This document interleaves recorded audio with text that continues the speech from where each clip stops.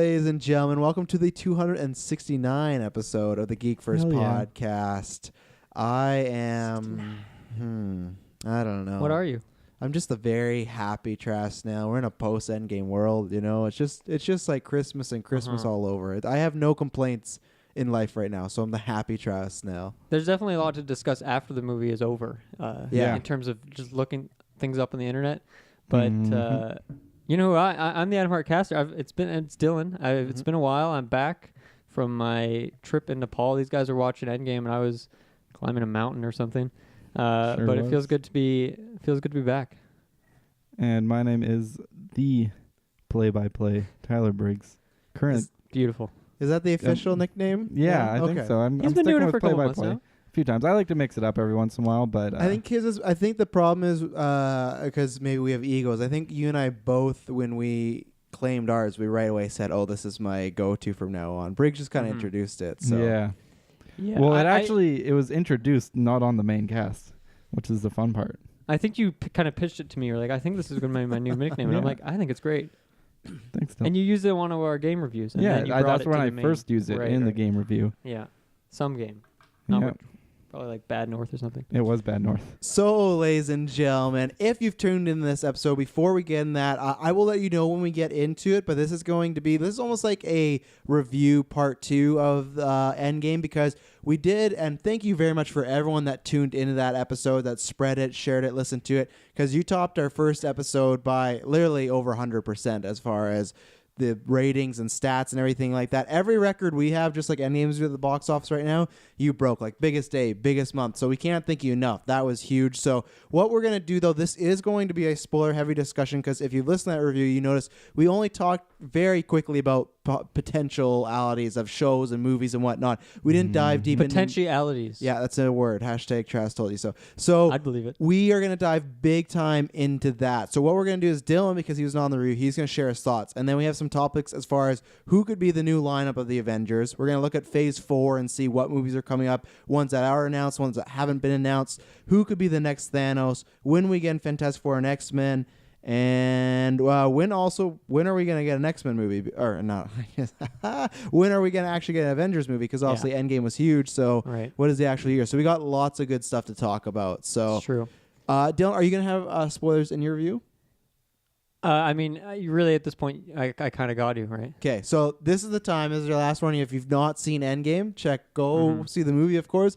Then come back, check our review, and then check this, because we're gonna get and the Disney Plus shows. We're turning over every stone of the future. So Dylan Muss is going. Yeah. Well, actually, very quickly, I just want to throw a couple big thank yous. One, obviously, to all the fans for making the biggest month and of course the biggest episode. You know, as part of the Geek First, of course you want to be on the biggest episode of all time. I was not, but I listened to the cast, all 4.5 hours of it, and I was laughing throughout. It was fun to hear all the different points of views, and it was really well articulated. And we have the beautiful new mics, so I'm very, very proud that is our biggest episode. And yeah, huge thank you to the fans for all the downloads, all the listens, but then also just a massive thank you to everyone in the Geekverse who picking up from my Slack when I was gone for a month, and I knew I didn't have to worry about anything because I have these amazing people here to cover them for me. So thank you guys so much. You were missed. And yeah, again, thank you to the fans, because when we did put out that review and it was 4.5 hours, I was like, oof, we'll see. Like, that's a daunting thing. But I think just the hype of this movie, people were like, I'm in for it. Let's go. Because maybe we're getting some duplicate numbers because people are listening to it in chunks. Yeah. It's possible. We'll take it. Maybe we just got to keep doing those long reviews. Yeah. So, Dylan Muss, your thoughts on Endgame? Yeah, let's do it. Just generally overall, I loved it. I had a lot of fun with it from start to finish. It's, I praise Marvel constantly for like their pacing, and this movie is no exception. It's like over 3 hours long, but it feels like it, but it never drags on at any point, which is pretty insane. And really, compared to a lot of other Marvel movies, like there's a lot less action in it until kind of, of course, spoilers, like until the kind of final battle scene.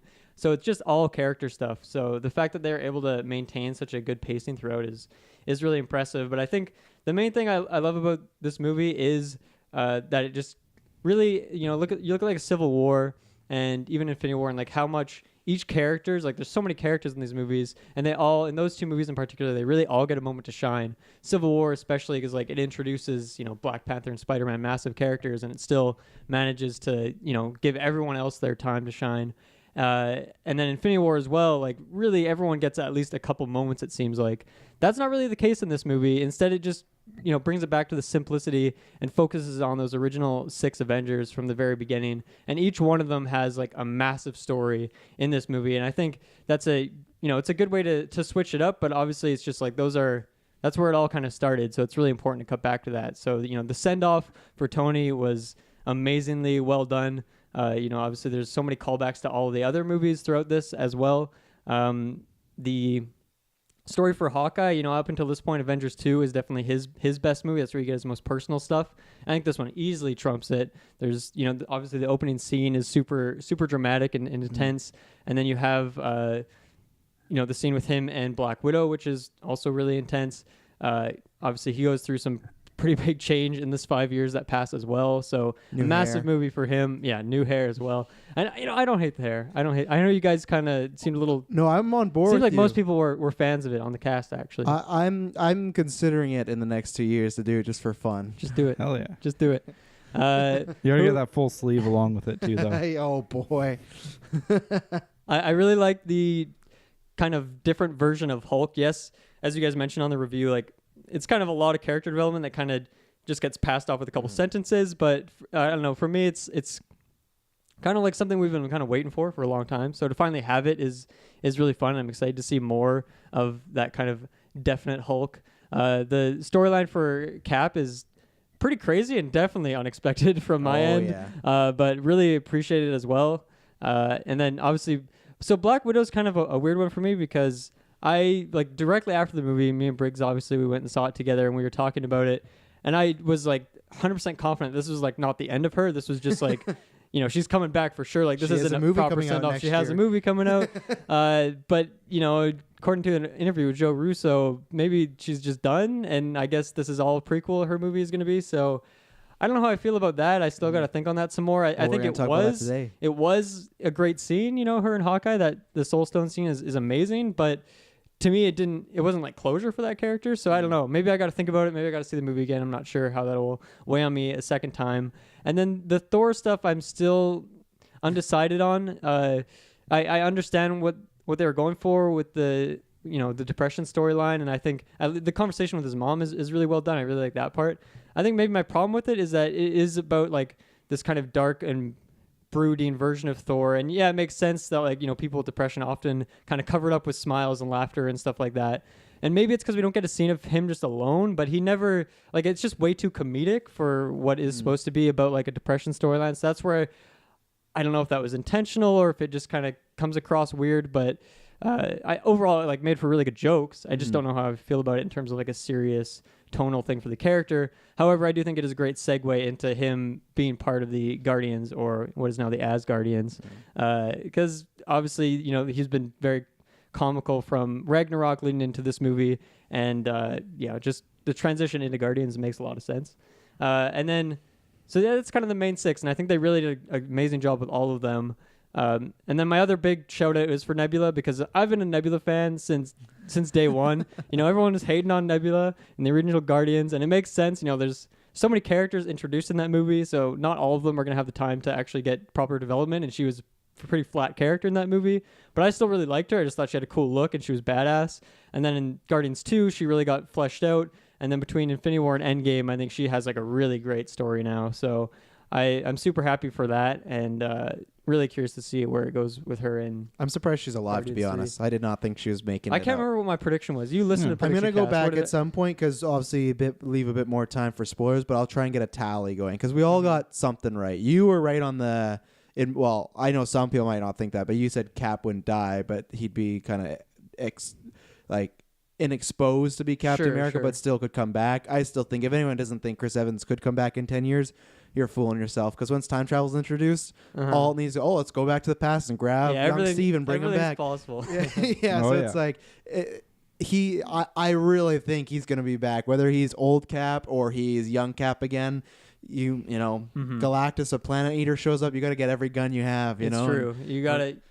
Got to giddy up, right? Yeah. Or old Steve will be like, I need to. That's what we're gonna talk about today, because there's lots of. That's what I loved, is just that so much about this movie.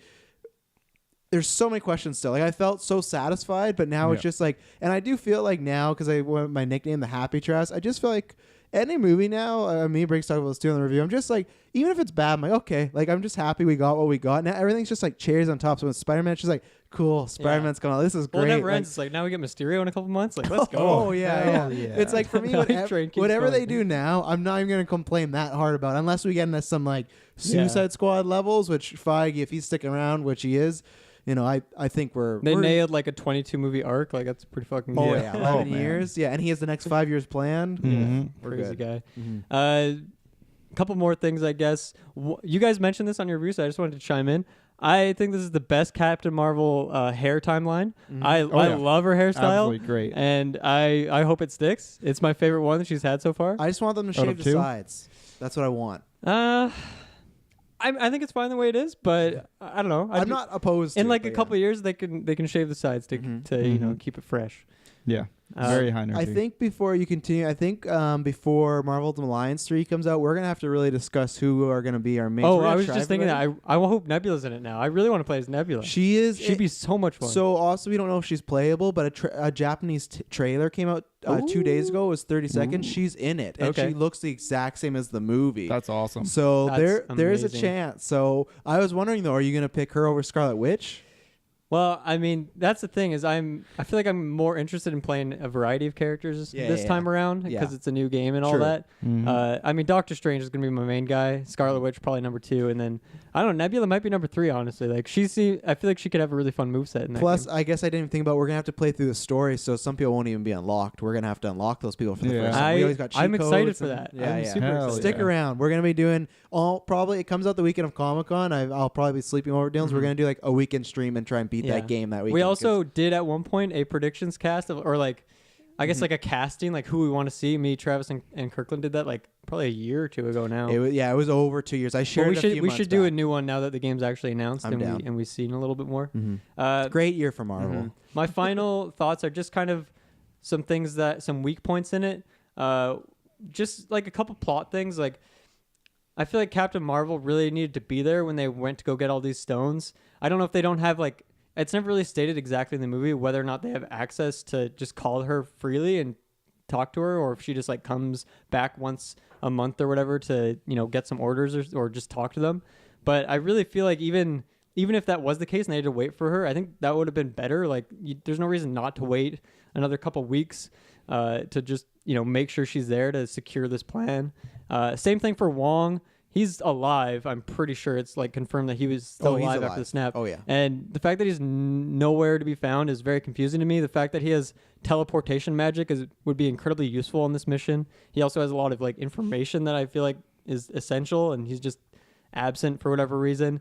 Those are kind of just 2 like I guess nitpicky things. The other thing for me is sending like Black Widow and Hawkeye to go get the Soul Stone is just an awful idea. Like they have no idea how to get the Soul Stone. Like none of them know what it is, and they send their 2 objectively weakest people to go get it. Like yes, obviously it was the only one that really would have worked, but it was an awful idea, and I don't know. They should have sent someone more powerful with them because that could have gone so poorly. I don't think Dayson. I think those 2 volunteered, to be honest, because when well, it doesn't matter. You have to be like, no, you guys are weak. You should not go get this stone that we have no idea how you have to get it. I just like they could have easily done the Tesseract or the Scepter that like Iron Man and Cap were doing. But because when Nebula says it's the cosmic like realm of death, and that when Scott Lang's like, I'm not going there, I think Hawkeye and so why would her. you send an archer? I think they're both just willing to die, so that's why like we'll go, and they're like they want to go, so send them. I can agree with you, but I think that's how they got there specifically. Like we'll do it, you know, because everyone's scared of that place. I know, and I'm you just want to see Captain Red Skull. I'm fine with it because of the fact that that scene was so good, but it just from a story standpoint doesn't really make sense. Like it's a very, very bad idea. Like that's a big miscalculation in my books. You know, if they're running through like the possibility, they only have a certain amount of PIM particles. Like you got to make them count, and you're just gonna send these 2. Bad idea. The last thing for me, I guess, would be like the time travel. The time travel stuff. It's been just looping for me the last like since I've seen the movie. I didn't really think about the night of, but then, Monday, Tuesday, it's like, it's just rolling around in my head. Does it work? Is it broken? Does it make sense? I think it does, and then I think, oh no, but what about Thanos? What about him going forward? Doesn't that kind of break it? And then Travis and Taylor kind of like straightened it out. I still don't fully get it. I don't know if it works. I don't know if it's like plot holy. It right now, like at this very minute, I think it works and it makes sense in my head. But I can't confirm how I'll feel about it in an hour at the end of the cast or next week or next month. I have no idea. I can attest to that. Every few hours, Dylan comes back and he's like, well, wait a second. What about this? Yeah, I've been dropping mad theories. Yeah, because also you heard in the review, we got into it quite a bit on the main one, and because it was trying to figure it out.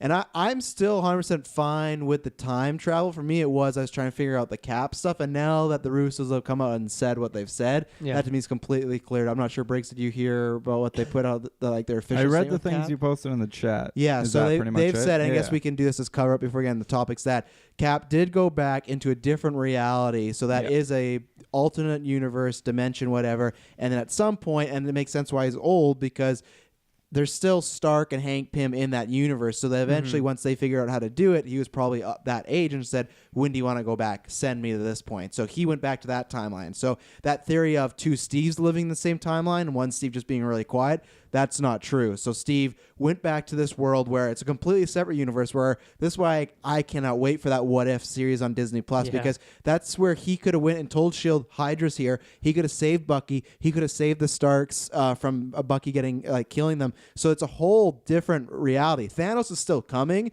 but it'd be in a whole different sort of light. So I think that's a prime What If episode. And even then, I don't know, maybe it's going to be more, because that's the other thing too. I'm more fine with it, because any questions just for the Russos to go, that's an interesting story, right? Maybe we could do something with that. And they didn't say it in the sense like they weren't saying that to each other in the interview. They were saying like hint, hint, nudge, nudge. So the second they say that, some people might go, that's blind following. I'm going to blindly follow them after Winter Soldier, Civil War, Infinity War, and Endgame. I'm like, yeah, I trust you to one day open this back up, because now with time travel, I don't think time travel is going to go away. I don't think they're going to use it every Avengers or Marvel movie, but that it's like Pandora's box, right? It's been opened, and it's a great tool for a clever villain to use that to their advantage, whether it's going to get like Infinity Stones or just using it to go to certain places at the right time or take people out.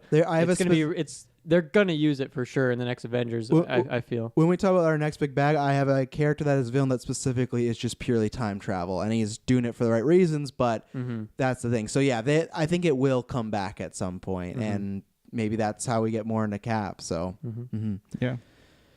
Anything else, Dimas? That's pretty much it. Yeah. So let's break down. We're going to go, I guess we still got one more film in Phase 3. So we're going to quickly talk about that, and then we're going to get into Phase 4. So right now we're going to discuss everything from Phase 3 to Phase 4, what we know and what we don't know. Spider-Man Far From Home. So now that we've seen this, what do we feel is going to happen here? Because you got, which I think is a little convenient, but I'll roll with it, that all our main Spider-Man characters were also dusted. So Ned, MJ. So they're all the same age. Yeah. So fair enough. And I get it, because imagine if you're that director, you come back like, oh, I can't use half my cast. So it's fine. I get it. So yeah, what do you guys think now in a pre-snap world? Or a post-snap world? I think I'm really curious how, if they choose to mention it at all. I don't know if Spider-Man is the place to do it. I think they'll have to. I don't know if they'll get in depth in it, but I think they'll talk about them still being in high school and the reason why. Do we know if Aunt May was stabbed?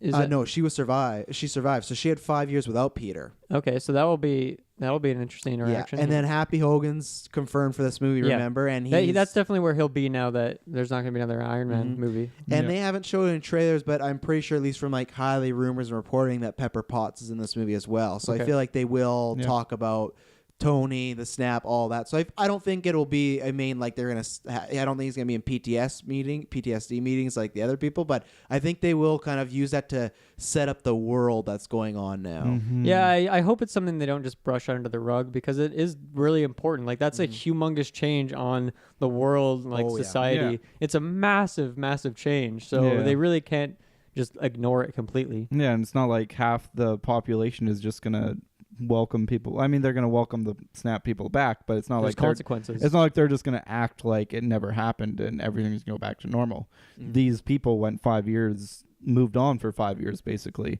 and then all of a sudden all these people come back, and there's a whole lot of junk that needs to be tackled in that sort of a situation. And it could have just been because of Tony, but they did say another reason why we didn't get a new trailer for Spider-Man before Endgame is because it had spoilers in it. So yeah, it could be them talking about Tony, but I think it could also be that. And we don't know how Mysterio functions in this at all, because all we know is that they've said that him and Spider-Man are working together, and he has a past with Nick Fury. Obviously, they're not going to tell us right now, but he has a past with Nick Fury. And I feel like Mysterio is going to, the reason him and Peter will get close is because Peter's going to be looking for a new father figure. Yeah, definitely. But he's going to find it in the completely wrong person. Yeah. And I think that's what's going to happen. And the other thing that's a different change is, who knows if it's anything, but in this new photo that they released, I'm not sure if you saw it a few weeks ago, or it was last week, it was just Spider-Man and Mysterio together, but everyone zoomed in. Mysterio has a wedding ring on. Ooh. So whatever that means, which is because that's a villain, so maybe it's something like that. Maybe. What's that lady's name again from the animated series? That like robot spider lady that he's Miriam married or to? whatever. But I could see it being something like, maybe she was with S.H.I.E.L.D. as well, and Fury somehow caused his wife's death or something like that. Maybe he just has a wife bopping around, but I think that he's going to be... she was snapped, he wasn't, or something. There's some strange scenario going on there. Or maybe he was snapped, and then when he got back, she had a new family and everything like that. And he's so I think they will play... I never liked your fishbowl. I think they will play in that, and I think Mysterio is that bad father figure, unfortunately, so... Yeah, I mean, they're clearly working together, but obviously Mysterio comes from a villain backing, so they have to play that off somewhat. Whether or not it's just a classic, he's a villain for the first half an hour before they team up, or if it's dynamic. I hope it's dynamic, because that could be a really fun...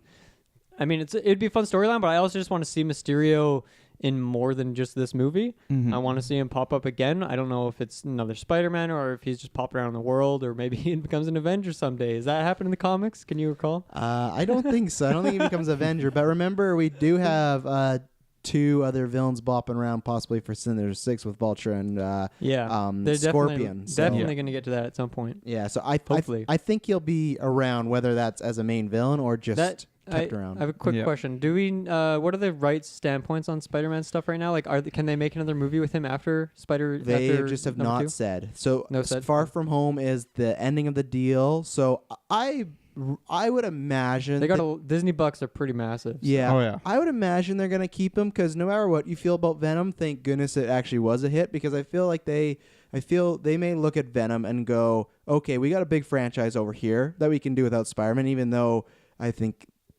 They could do more with Spider-Man, though. That's my worry. But I hope that now with Spider-Verse being very popular, winning an Oscar, they might go, we got Venom, we got Spider-Verse. The guys that were behind Spider-Verse just signed a 7, I think it was like lots of money to develop more Marvel Spider-Man TV shows and movies. And they do, I don't know if it's going to be a hit, but they do have Morbius coming out with Jared Leto. True. So I'm hoping that they're going to look and go, we have a Spider-Man universe enough with Tom Holland, and we get money from those Avengers movies too, so let's just keep it. I really hope, but I do worry, like you said, they'd be like, oh, we can put him with it. And if they put him in that Tom Hardy verse, I don't want him anywhere. That's going to be something. So I think they're going to announce it, because the rumors are Comic-Con or D23, they're going to do this is our phase 4. So I think they're going to play coy and be like, oh, maybe Spider-Man's sticking around, but then they'll lay it down and go, look, no, we want to get you excited, and he's sticking around, so... Yeah, right on. That's a big old gray area. Yeah. It's a lot of possibilities there. Anything else on Spider-Man? No, I don't know. I feel like that's going to be a pretty simple movie in the grand scheme of things. You know, after Endgame, I think that's the proper way to play it anyway. Obviously, they're going to have to talk about some of the fallout, but I don't think they go too far in terms of setting things up for the future. I mean, post-credit scene, who knows what that'll be? There might be some sort of like X-Men tease. I have a theory. Or who knows? I'll wait till we get to the villains. You want to wait? Yeah, until we get to the villains, because I don't think it'll be X-Men, but I think it might be a Sinister Six. I think it might be a certain Storm and Norman. So we'll see. Just like the video game. Yeah. Well, one thing I wanted to bring up just in regards to Mysterio is where do you think his powers are based? Because they looked pretty real. They didn't look like they were just tricks when he was flying around attacking the elementals. He's really good at special effects. So I know before he's just been like 100% just like visual effects, special effects sort of stuff, and tricks and whatnot. But it seems like he's just straight up flying.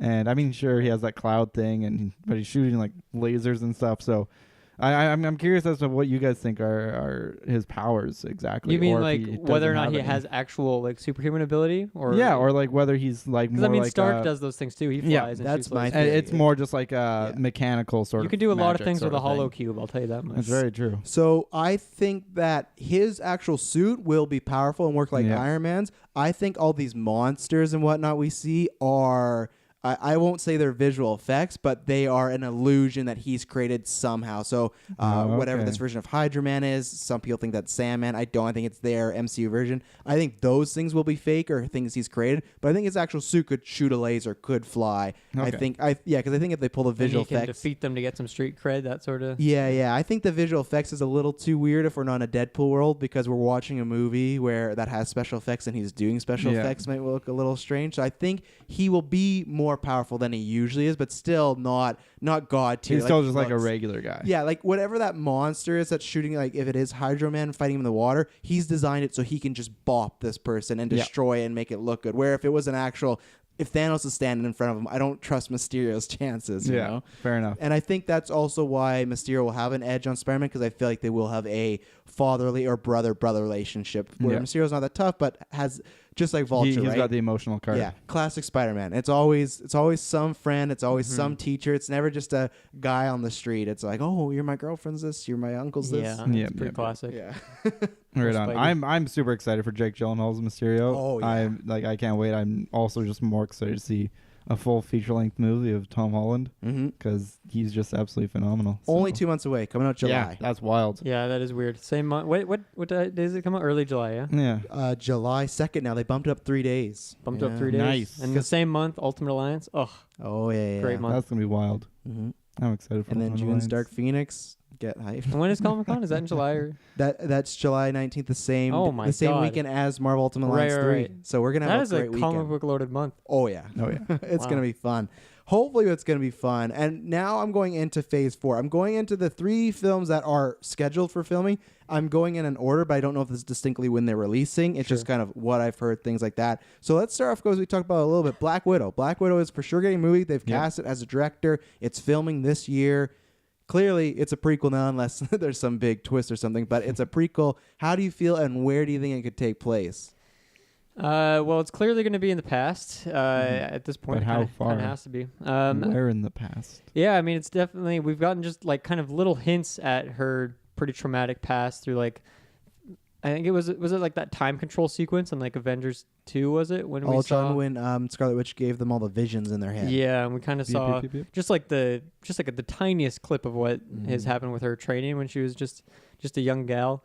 So I guess they'll go into that. I'm guessing they'll go into a lot of the stuff with Hawkeye. I think they're really going to build that relationship up some more in that movie.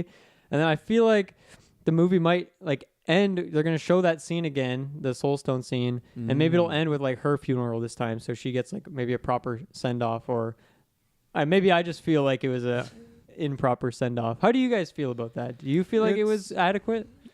Yes, because I feel like as much as everyone loves this character, she's very small in the MCU. Yeah, I mean Tony- she doesn't hold a torch to Tony for sure. and I feel they just didn't have the time to give her. They gave her that moment of a solid 5 minutes in the morning talking about her, but I feel they just in that movie didn't have the time. I do like your idea, which we're going to talk about later with the Hawkeye TV show. I think there is still room for them to refer back to it. They could even use that as a narration tool of them celebrating her, or somebody, Clint thinking about her, things like that.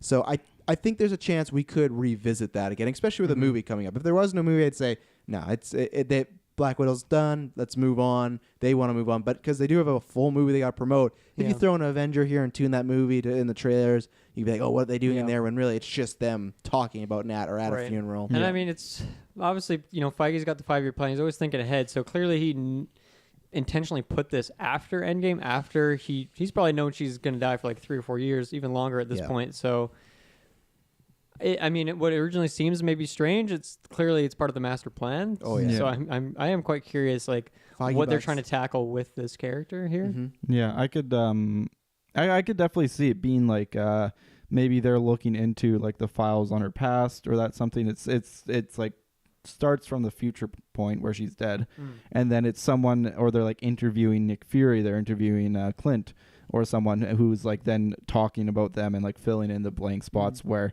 because obviously she has all her files released when S.H.I.E.L.D. got shut down. And so they're kind of like sifting through all the things she's done. And so you get those kind of clips of like someone in an interview room talking about it, and then it goes into the past to that moment, and then you kind of relive it from her point of view, and it kind of goes back and forth a little bit to keep it sort of grounded in the present and keep the story moving forward as far as chronologically going and keeping like the whole arc going forward. But then you also get Black Widow in the movie, obviously, so you have to go into the past. And I feel like, for me at least, what makes most sense for me is the how she got into S.H.I.E.L.D. and kind of her whole arc of changing from just being that rogue spy to going into trying to make things right and trying to get into S.H.I.E.L.D. and kind of Clint and Fury recruiting her. I feel like that would be, it would make sense at least to go for, as she's is fairly there's quite a bit of emphasis on her saying at Steve at the start of the film, or fairly early on in the film, how like S.H.I.E.L.D. and the Avengers was the only family she had, how like she was trying to make things right, and sort of I feel like it would be really, it'd be a good story to kind of see her arc from being just like that kind of not crazy, just going from being rogue into actually caring for something and having something to fight for, and what made her make that decision to go that route and how she got there. So, and then that would make sense to why Clint and Fury were kind of the ones to bring her into S.H.I.E.L.D. So it makes sense as to them giving some sort of testimony on how she got in and their points of views of her story, and then we get to see her perspective as well. I think that's pretty much it. I've some people have thrown out the theory that it could be in the snapped years. I don't think so. I don't think they're gonna. I think they will refer back to that era, and maybe you'll get flashbacks of the era. But I don't think you'd see a movie. I could see a scene or two. Yeah. I think we're gonna get Natasha when she is a teenager, and they're gonna de-age her 100%. Because there's two actresses cast in this. I can't remember her full name, but her name is Florence something. She was just in that Fighting with the Family movie. And then there's Rachel Weisz, and the thing is, they're both very pale, black-haired women, and both great actresses. And I could feel that obviously you're going to have ScarJo play the young version, then herself when she's older. I feel, to me, they're already maybe setting up to have someone like her. She's maybe training with a friend, and then in the future that friend becomes a villain or something like that. I think the movie, I don't know how it's going to be framed, whether it's testimonies, look in the back, but I think the ending of the movie will either be her meeting Clint or going in the S.H.I.E.L.D., and I think it will be very brief. I don't think her in S.H.I.E.L.D. will be a big thing, but I think it will be her breaking away from Russia, realizing it's wrong, things like that. But I definitely think we're going to get ScarJo with some de-aging. I really do, because they're pretty good at that. Like I said, we're not counting Michael Douglas in Endgame. I think that was done pretty poorly, but usually I think they just threw a strange looking wig on him. Yeah, it was just, he just looked very. I have to see it again, and I also saw it 3D the first time, so that's why I have to see it non 3D. So I think that's what's going to happen, and I think I am surprised that's happening now. I guess it's part of the master plan. I do think it's just because for a while they were scared about a female film, and now they're not. So I think that could be logistically about that. I think they owe her a great debt because she's been a good soldier. She's never, just now she's been talking about, it was a sausage party, this and that, but all in jokes and whatnot. She's never come out and been like, I really hate that I'm the only female. Marvel has big problems. So I think it's a way to, and she's a big star. People will, especially after this movie, they'll go out and see. And people would go see a Scarlett Johansson spy movie generally. And I think this will be a lower budget thing. And the other thing I forgot to touch upon, these are just rumors, but Dylan will back me up in this. There's rumors that Taskmaster is the villain in this, and he is this fun, calculating kind of, he's kind of a spy, he's a tactician, but he's just an assassin pretty much, and he's just known for looking at opponents and studying them. He's almost like an evil Batman. He gets in your head and like kind of drops some riddles on you. Yeah, he's really cool. He was just recently in the Spider-Man PS4 game. If you want other media, he's in Avengers Earth Mightiest Heroes, an animated show, but he just has a cool look. He has like a skull mask, he has these swords. He's just very skilled, and when I heard that, I got very excited. So he's a B villain and that's a perfect spot to put him in. Just some, like, not that Black Widow is a B movie, but it's on the lower tier, right? It's not a big crossover. It's not not it's not to me an Iron Man or Cap because she is on a lower. The same way Thor is not that. So that's the perfect villain. Even for if that he's film. not, let's say, main villain, the it'd be a villain. great place to introduce him because it could be in the past, and then it would lead perfectly into him popping up in some other future movie coming up. That'd be fun. It'd be fun to just have him in the universe because I want to see more of him in the game. It's like, obviously it's a video game and he's like, offering these challenges to you. You got to blow stuff up. Yeah. So it's a little arcadey in instead of realism. So it'd be interesting to see how he'd fit in the MCU. Mm-hmm. Yeah. Anything on Black Widow? Nope. I'm going to throw these both at you two because I'm also someone that is not that versed in this. We have the Eternals coming up and we have Shang-Chi. The Eternals is a very space. It's dealing with Celestials, kind of godlike people. One of them, I'm not sure if he's going to be in the movie, but one of them has been known to be Thanos' father. All we know right now is that's going to be filming next year. You got Angelina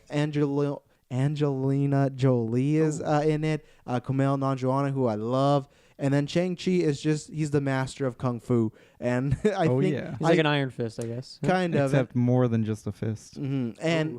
And he's definitely... I think that one is huge because they said they are going to try and be more diverse these next few phases. That to me is... You look at before, like Black Panther, Captain Marvel. Captain Marvel, I guess there's one of them, but Black Panther... There's been a very, very lack in the Asian community of superheroes, right? Definitely. So I think people were pretty up in arms with Iron Fist casting. Obviously, we've talked about that a couple times. Yeah, and I think just budgetary-wise, you look at a movie last year that came out, Crazy Rich Asians, was huge. So I feel Feige looked at it as like, oh, well, I got some Feige bucks to make there.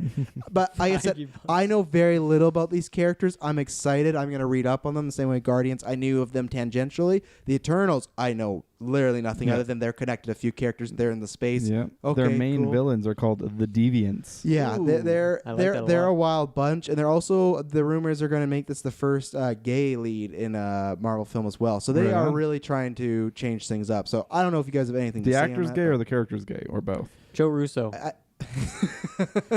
I think it might be both, to be honest. I think all the power for him. Yeah. So I don't know if you guys have anything to say on those, but those are ones that are actually filming too. They after Black Widow goes Eternals, then after that Shang-Chi, and I also think Eternals. Who knows? Because that sounds like that could be big. But Shang-Chi, I think that's like in the Black Widow realm where I don't think it's going to be a huge budget. I think it's going to be a simple story of this man learning his craft. And it sounds like you might go, oh, Master of Kung Fu, but he's like kind of Mortal Kombat Kung Fu where it's going crazy. Like it's not just your average Kung Fu, So I think that it's kind of good we're going to get smaller before we get big again, So I think it's the perfect time to do it. Right now is when you got to introduce at least a couple new characters. So I don't know anything about these guys, but it's the perfect timing at least. So I'm excited to see more of them. Yeah, I looked at both a little bit, very briefly. Yeah. But the Eternals looks pretty interesting. I don't have a whole lot to say about it actually, but it's very Guardians where it's like looks like there's a lot of weird characters, different unique characters. So you said one of them's the father of Thanos. I don't know if he's going to be in this movie, but in the Eternals at some point one of them was the father, so they could be playing with prequels. They were necessarily good guys or bad guys, or I think the Eternals are good guys. They are. I think it's again like the guard. Well, I don't know if it's. I would say it's an interesting maybe like thing a neutral I believe force. This may be wrong, but I believe when I read the wiki on them, I read like the first paragraph. But they were created by Celestials to be the defenders of Earth. So sort of what the Avengers are, but these are from like way back. They're really old beings. And then what kind of countered them was like some of the people who were created to be Eternals ended up being evil, and they're the deviants. Yeah. So I think what could be really interesting with this is you could have a villain or a group of villains that is recurring, and it's sort of like a constant struggle where they're kind of, you got the Eternals against the deviants, but there's never really like a direct battle between the Eternals and the deviants. It's like they're fighting each other's minions, or they're only fighting one of the deviants at a time. And it leads up to something interesting because most villains have sort of been just like one movie sort of things. Obviously, you've had Loki and Thanos with recurring appearances, but those are much more nuanced than the classic villains. And it'd be really cool to see like a whole sort of 4-part sort of arc where it's the same sort of overall villains the whole way through, and they're sort of working towards that big battle with like finally going up against the deviants. It's similar to a Star Wars where it's the Empire, the New Order, sort of where it's organization. More of an entity, like an organization rather than an individual, Yeah. which could be very interesting. Or they could just not even have the deviants be a thing, and they could just be doing other stuff. I think But they will, because you were right on the money. I've heard more in my comic world about the deviants more than the Eternals. So that's something I will try to read up on or investigate when we get close to the movie, because I like to know a little bit of it. So Hearing Yeah. the deviants just makes me think of Detroit Become Human, oh no. which is just so anticlimactic. If that Yeah. would be like an actual villain in this movie, but Great Yikes. game. I enjoyed it. Check Yeah. out our deviant or our Detroit review. Mhm. please do. It's a I good was one. also I was also thinking it'd be interesting because I would assume since these beings were created by celestials and whatnot, their power level is more like they're all on kind of Thor's level, if not Mhm. like higher or whatnot. Yeah. And so it'd be interesting to see something where it's more like that kind of Doctor Strange esque sort of villain, where the fight is more than just like on a physical level. It's on a much more of like a dimensional It's more reality internal. level. Sure. Yeah, exactly. There's a lot Ew. more. The stakes are like much more than what the regular human can kind of comprehend. Yeah. And I really like how they tackled that with Doctor Strange, and how they had Dormammu and the Dark Dimension and everything, and that was a really unique concept that we haven't really seen since, I guess. And I mean, I'm sure with another Doctor Strange film we'll get more of that, but it'd be really cool to see more of a focus on that with the Eternals, and with something that has more of an arc and more than just one person, I guess. I mean, there's Wong and stuff too, but yeah, anyways. I'm really excited about the concept of the Eternals. Me And then too. Shang-Chi. Got me excited. Shang-Chi also seems really cool. Mhm. He has from his picture on the Wikipedia page, he's just got like a little monkey that hangs out with him on his side. And I was like, man, this is my guy. Yeah, they're gonna sell Cool. some toys with that monkey. Mhm. Look He at what also- Goose they Next did with Groot. Goose, Mhm. right? Yeah. He also learns how to clone himself when he joins the Avengers. The monkey or Potentially both. I was Shang-Chi. assuming Shang-Chi, but the monkey could very well train alongside him very well. very well. It's And possible. so An I army of monkeys. I just think that's really cool, and he's mastered a number of different martial art weapons, Yes. and so I'm really excited. He's just an ass-kicking machine. Yeah. That's who he is. I always think there's so much more they can do with fight scenes that involve Just characters that uses don't like have Thanos' superpowers. double-edged sword as a main weapon. Yeah, like I really like that. Little heavy. I think Captain America has some of the best choreographed fight scenes in the MCU. And to have like another character who's only basically just like their physical ability and just their martial arts ability, and it can really lead to some really awesome fight scenes. So I'm excited for that. And that, I mean, looking at the TV shows, that's like the best fight scenes at all. And all of it is Daredevil's fight scenes, really, and that's all hand-to-hand combat mostly. Mhm. It really gives you a lot to work with rather than just. I mean, lightning different people blasts. behind the scenes, but same Yeah, idea. definitely. And also, as an Asian superhero, I'm really excited for that too, because you get to see more of that part of the world. Yeah. At least there's always really striking visuals, and just like Oh, the yeah. stories behind the characters are always just phenomenal. And it's a nice change from New the York. classics, yeah, like New York and such. And we did get a little bit of that with Doctor Strange, where he went to Tibet. Was it Yeah. Yeah. Do it to Nepal. There you go. Nepal? Okay, yeah.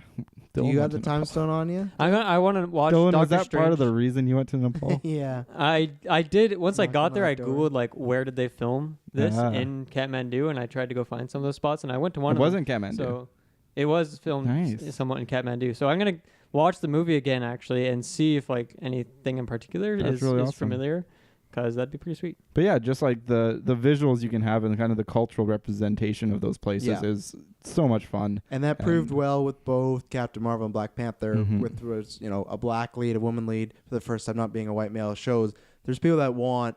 There's not just white dudes that want Yeah. superhero movies. Everyone wants these movies, as especially Endgame shows. It's breaking every box office record. Hell yeah. Everyone wants a superhero, So Yeah, I'm super excited for it, and I would love to see that as like a maybe not like Cap's role, but like as a lead at least. I'd love to see something like that. yeah. Next is, and this one is rumored to be shooting next year, is, as of right now, it's just tell us, but Guardians of the Galaxy Volume 3. So obviously, we've talked about it a little bit in the review. You talked about that, but we were left off with Quill. He's looking for Gamora, but then we also have as Guardians of the Galaxy. And I wanted to ask you guys, so we always just love talking about them, but James Gunn would have had to have known this was the route they were going when he wrote his movie, right? Because of course, this was filmed 2 years ago. So for me, obviously he knew about it, but I feel like that's a very strange route that they laid on him. And maybe he's cool with it because he probably likes Thor, he likes Chris Hemsworth, but I never felt that volume 1 and 2 were leading to a character of the Avengers being introduced as a main one. I thought, if we get to 4 or 5, then we can start playing around. But for that trilogy, I always thought he was very in sync on those characters. I trust James Gunn because I love those first 2 Guardians. To me, I'm excited because they have great chemistry. I think him and Star-Lord is going to be... This is now... Until some other ones announced, it's easily my most anticipated. The fact that Thor's actually there. So I was going to ask you that, and then also, how does this factor for Thor being on his own? Because people love Thor Ragnarok, love Taika Waititi, but Taika Waititi is not directing Guardians of the Galaxy 3. And it makes sense maybe why they asked him to, because Thor will be in this and that, but he still declined it. So there's a big thing overhead, and that's like which Marvel movie is going to be the first one to break trilogy status and finally make that 4th movie. Yeah. Is Guardians going to be it? Because that would be pretty wild in the grand scheme of things if Guardians ended up being the first one to get more than 3 movies. So I don't know. Maybe after Guardians 3 they simmer off a bit for that, and maybe Thor during that movie goes elsewhere. I don't know if he goes directly into a 4th Thor movie. I'm not sure, but I don't know if I could see them just like pumping out another Guardians within a year or 2 after that. I think they might simmer down at that point. I'm not too sure. I think that the idea of Thor being there is really fun, and I think they've obviously led up to it with the direction that Ragnarok was from the other 2 Thors, and then obviously with Thor just kind of flying into them at the start of Infinity War and kind of teaming up with them and setting the groundwork for meeting all those characters. So it's all there, and obviously the comedic focus that he had in Endgame, it's all there. So I'm really excited for this movie, and I think James Gunn will handle it well because obviously this was part of the plan. Obviously, I mean, even think about Ragnarok, right? In the direction they were taking, like clearly this is the correction course that they were taking with Thor. Is they were probably trying to get him out of the Avengers. I don't think he'll be in the next Avengers movie. No, me either. And this is like his new path, and I think it fits because he's obviously already kind of got control of the skies. He can already fly around and breathe in space and all that good stuff. So I think it fits really well, at least tonally and story-wise. And obviously he kind of passes off Asgard to Valkyrie, and I think that's a pretty humble task. So I don't know what it means for Valkyrie. I think that's a big question mark. What's going to happen with her? I got some topics. Yeah, do you? Yeah. Little bit later on? Not Thor. Yeah, later on. Tease, yeah. Yeah. But I don't know. I think that's pretty much all I have to say on that. Clearly it's all part of the grand scheme, and I think it'll work really well. I'm pretty excited for it. I think that movie's going to do gangbusters. It's going to be huge. Yeah. I'm super excited for that. Is really all I can say. I don't want to step on your guys' toes too much, so it's pretty much like what you guys said with that. And I just love the chemistry between Quill and Thor, and just the way I think Thor is just going to be so good with all the characters as we saw in Infinity War. The way he has like those serious talks with Rocket. Him and Drax could just be like, oh God, man, it'd be hilarious. They're going to love each other. It'd be great. They're going to just be busting Quill's chops the whole time. Yeah, 100%. Oh, yeah. And then you also have... And Mantis can maybe help Thor with some of his definitely mental health issues. And you also have Gamora, who is not in love with Quill and might take a liking to Thor. So it's like I don't think it'll be like a massive love triangle, but I think it will be a fun kind of who's she going to pick, things like that. Yeah, that's a really interesting storyline as well. Yeah, because they also hinted that in Infinity War, right? When she's touching his muscles and, hey, don't touch him like that. Yeah. So. And it definitely it'll be interesting to see the kind of tasks the Guardians take on, because they're always that sort of, no one there really has superpowers. They're all just a bunch of regular, if not underwhelming dudes who are, I mean, they have some things they're really good at, but overall they're let's just give like Mantis some credit. She's got some superpowers. Yeah. And Groot can control, like, I guess so. But Groot. I forgot about it's Groot. not like they have like Iron Man flying around or whatnot. So it'll be interesting. I mean, it's not like they're any it's not like they know they've taken on some big challenges. They've taken on Ego was a Ego, planet. yeah. They took on a celestial. God, yeah, that's so a celestial. they've definitely taken on some things, but it's always interesting to see like how they do it as the underdogs. And now with Thor, this god of thunder, coming into their crew, what kind of thunder? Yeah. What kind of challenges are they going to be taking on, and how are they going to tackle them with him in the crew? Is he just going to be like that, still kind of like weird, quirky guy who doesn't take the problem seriously, and so they have to work around that? Or is he just or are they gonna have to tackle something that is on Thor's power level? But then how do the other characters sort of contribute to that sort of fight with Thor already being so powerful? So it'll be interesting, but I mean, I don't think that's what makes the movies so good with the Guardians. It's the chemistry. It's just the fun you have in between the battles with the crew sort of working together and figuring things out. And that's really where the those movies shine. And that's, I mean, I think they've already got the chemistry down just amazingly well. Yeah. So it'll be great to just see more of that. Yeah, I think the two things I'll add is, one, at the end of Guardians 2, they set up Adam Warlock. If you don't know in the comic books, he is a very powerful Thor-like power level as far as that tier. At the end of Guardians, remember the gold people? Yeah. She's sitting and she's talking, and there's that kind of golden egg, or not an egg, but it's just like this sort of weird thing that's in her chambers. This in Guardians 2, the end credits. Scene? Yeah. I haven't seen that in a long time. Oh yeah, she goes, I'll call him Adam. So he is somebody that could be on his level, so I think that'll help. And then I think he won't be exactly the same as in Endgame, but I think he'll be in the middle. And I do think Thor is going to be the first number 4 we get, because I just think that Taika power. And Taika, I think, is about to film a movie, so I think it's going to work out perfectly that he's going to go film a movie, and then by the time this is done, he'll be ready to get back in there, because I think everyone likes Korg, that humor. You can maybe tie back in with Valkyrie, but I think Guardians 3 is going to be him getting back to that level of being, he's already worthy, but you know what I mean, kind of Thor, Ragnarok level, where he is a goof, but he is more. Yeah. He's going to get a good workout montage. Well, him and Quill get the Bowflex, remember? Yeah, but he wanted a Bowflex in Infinity War. Hell yeah. I think Guardians will be him working through his stuff, and then Thor 4, he'll get, at the end of Guardians 2, maybe it'll be some sort of mission where that's why he leaves, and he can always come back in. I'm now just picturing a movie like What We Do in the Shadows, where it's just Thor and Korg and the little guy's name, I always forget his name. Yeah. Just like them as roommates, just living in New Asgard. I wouldn't put it past them to be honest. I wouldn't put it past them with Disney Plus. He would nail it. Oh yeah. I would not put it past them to do a Korg Meek show on Disney Plus. If these, which we're going to talk about Disney Plus shows, if they did an Office style show like that, what you said, What Do We Do in the Shadows, 4 to 6 episodes, I could That'd see be them a place doing for it. Valkyrie. It'd be development for what is New Asgard. Professor Hulk could show up if him and Valkyrie end up having some chemistry. Grandmaster. Yeah. I don't know if I liked you. I liked you both ways better than the way I like you now. I love that line. Anything else on Guardians 3? Give it to me. Okay. Yes, sir. Oh yeah, I'm so anticipated. I'm so anticipated. And then these next two are ones that have been kind of announced, but we know they both have one movie on their contract. Benedict Cumberbatch for Doctor Strange and Chadwick Boseman for Black Panther 2. I will say that I think both of them will re-sign. I think it's just that's the way that cookie crumbles, but I think Doctor Strange did very well, and Black Panther, obviously, very first comic movie to ever get nominated for an Oscar. The same way Downey, Evans, Hemsworth, their contracts were all up, and then we got them for another 5 years. So I think that's just a thing that's known in the world, but I'm excited for them both. I don't know which way they're going to go. Black Panther, they could go multiple ways. They could go...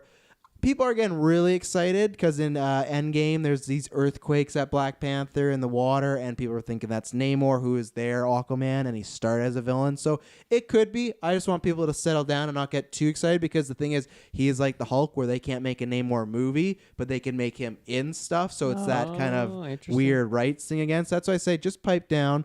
And then the other thing is you do got Doctor Doom, and one of the best storylines ever is Doctor Doom decides to take his Doombots and invade Wakanda. And I don't know if you do Doom without Fantastic Four. We'll probably talk about that later, but I think that would be a great way, or that's a great storyline, especially because they talk so much about white oppression and people taking things. If you get this rich white guy that wants to invade your country, that could go so much, especially nowadays in politics. Yeah.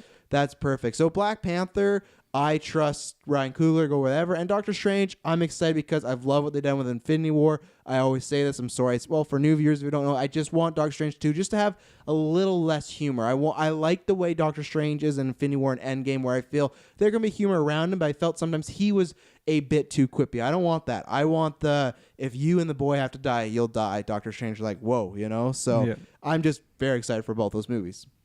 Yeah, I think Black Panther's pretty easy, like you said. Like there's already maybe some framework for what like the villain could be. But I feel like that one, even though Doctor Strange came out like a year or two before Black Panther, I feel like Black Panther 2 might come out before Doctor Strange. I think 2. it might come out the same year. Yeah, I could see that. Yeah. I could see that being the case. But I think they're going to want to, keep getting back to the Black Panther because obviously it was very successful, but also is very important for, just culturally. It was a very important movie. So. Well, and I do think, to me, I know it was filmed 2 years ago, but to me, Black Panther being the first one to walk out the portal and being a big zoom in on him, to me, this is your future kind of lead. We'll talk about when we talk about the lineup of Avengers, but I feel like this is at least your Iron Man or Cap of this generation. He's going to be a big part going forward. So it'll be really interesting to see as well. Because obviously Black Panther was snapped. It'll be interesting to see how Wakanda, like what it's done in the 5 years with the new leadership. There could be and then when he comes back, new leadership, or if they like put it on hold,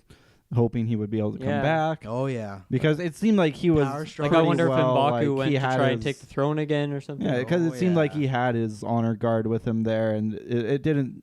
His sister was with him there, so it felt like he was still the king when he showed up. But he very well could. That also, like, they literally just got unsnapped and then had to go fight pretty much. Yeah. There's also the thing that the Black Panther isn't always the king as well. Generally, it is passed down, but they don't need to be the same person necessarily. So maybe. I mean, there's any number of ways they could work with it. I think there's a good shot he's not going to be the king by the time Black Panther 2 comes around, because we're going to talk about, but if he is an Avengers, I feel he'll take the route of I trust whoever is king right now or queen in Wakanda. Yeah. I need to help out the entire world right sort now. of like Thor's route. How exactly, yeah. I hadn't really considered that, but that is a good point, actually, yeah. Because if he is still king, it's kind of like, why are you on the Avengers? Why are you helping us with these missions? Yeah. Shouldn't you be running your country? At the same time, I feel like Wakanda, Wakanda alone, just all the different tribes and how many people there is, part of that, and then, whatever villains they want to throw in there, like that's enough content that they really could just be, it's like self-sustaining, really. You don't need to connect with anyone else, and I think you could just make your own movies, and then when, things are really dire, Black Panther could just come out and help. And, obviously Wakanda is kind of like Earth's main army at this point, really. At least in the last 2 movies it has been. So I'm sure that will continue. The sorcerers doing their thing. The wizards coming out. They were a big part of that army. Yeah. But they just come at Endgame, right? I guess also in Infinity War, it was pretty much just Wakanda. I mean, it was in Wakanda. The first place Cap thinks to go to is like, well, we got to go to Wakanda. Do you have anything else on Black Panther? Or?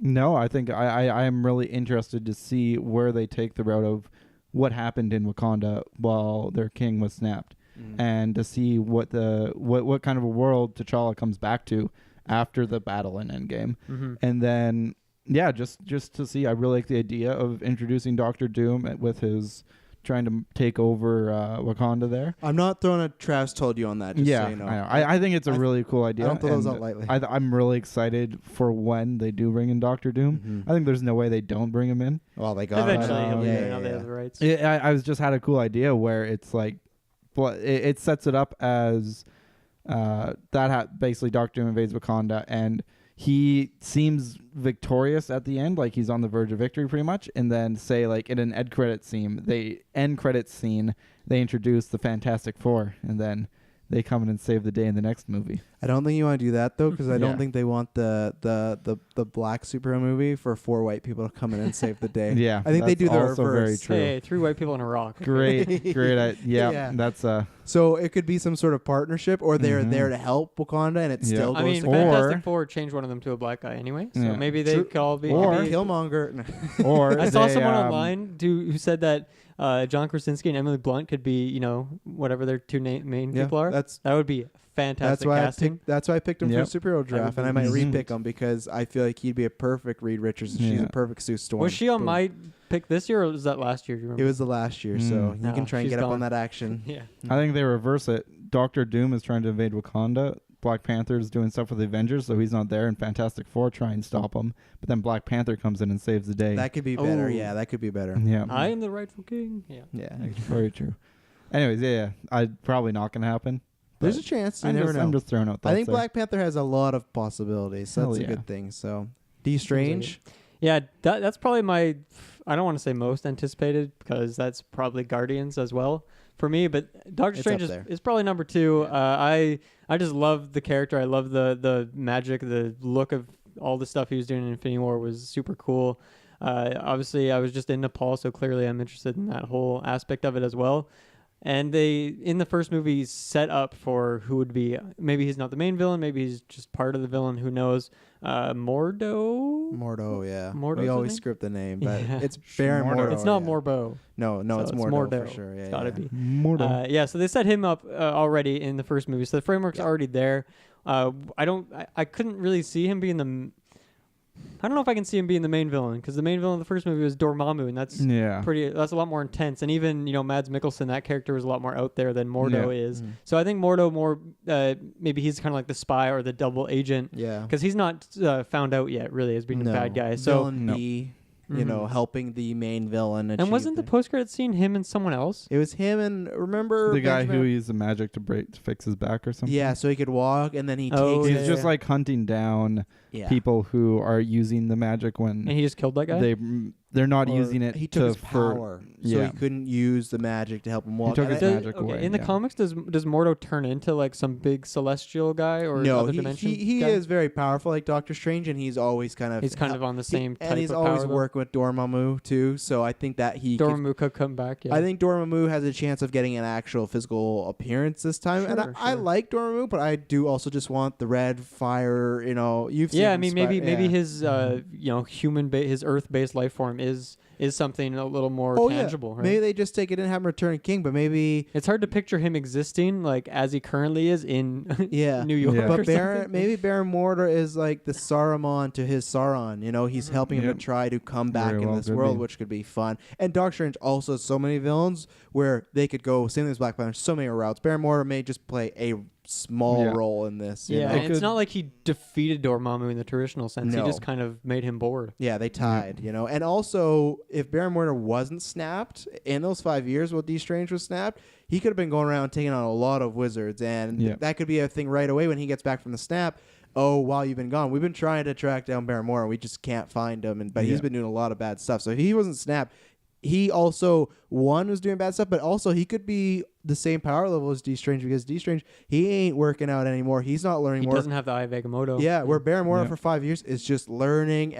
So he could be quite a villain to be matched Definitely. up about. If he just got snapped, then I don't think so. But Yeah. I think he didn't get snapped. I think there's more fun to that. Yeah. I also think they could go the route with what was that guy's name at the start of Civil War? Cap's villain, the Baron strike team guy? Zemo. No, the strike team guy. Oh, Crossbones. Yeah, Crossbones. They could go it could be like that setup villain sort of at the start, who you think is like sets up like a good set piece that leads into the rest of the story possible. arc, but he's still like he's on a decent power level, and it makes for an interesting battle and an interesting scene. But then the events that he causes then set up for the greater villain, which would also work with him being a minion of Dormammu, and that he fights Doctor Strange, but during the fight he manages to like summon and like an actual physical form of Dormammu or something like that, and then you go on from there. Dormammu's back.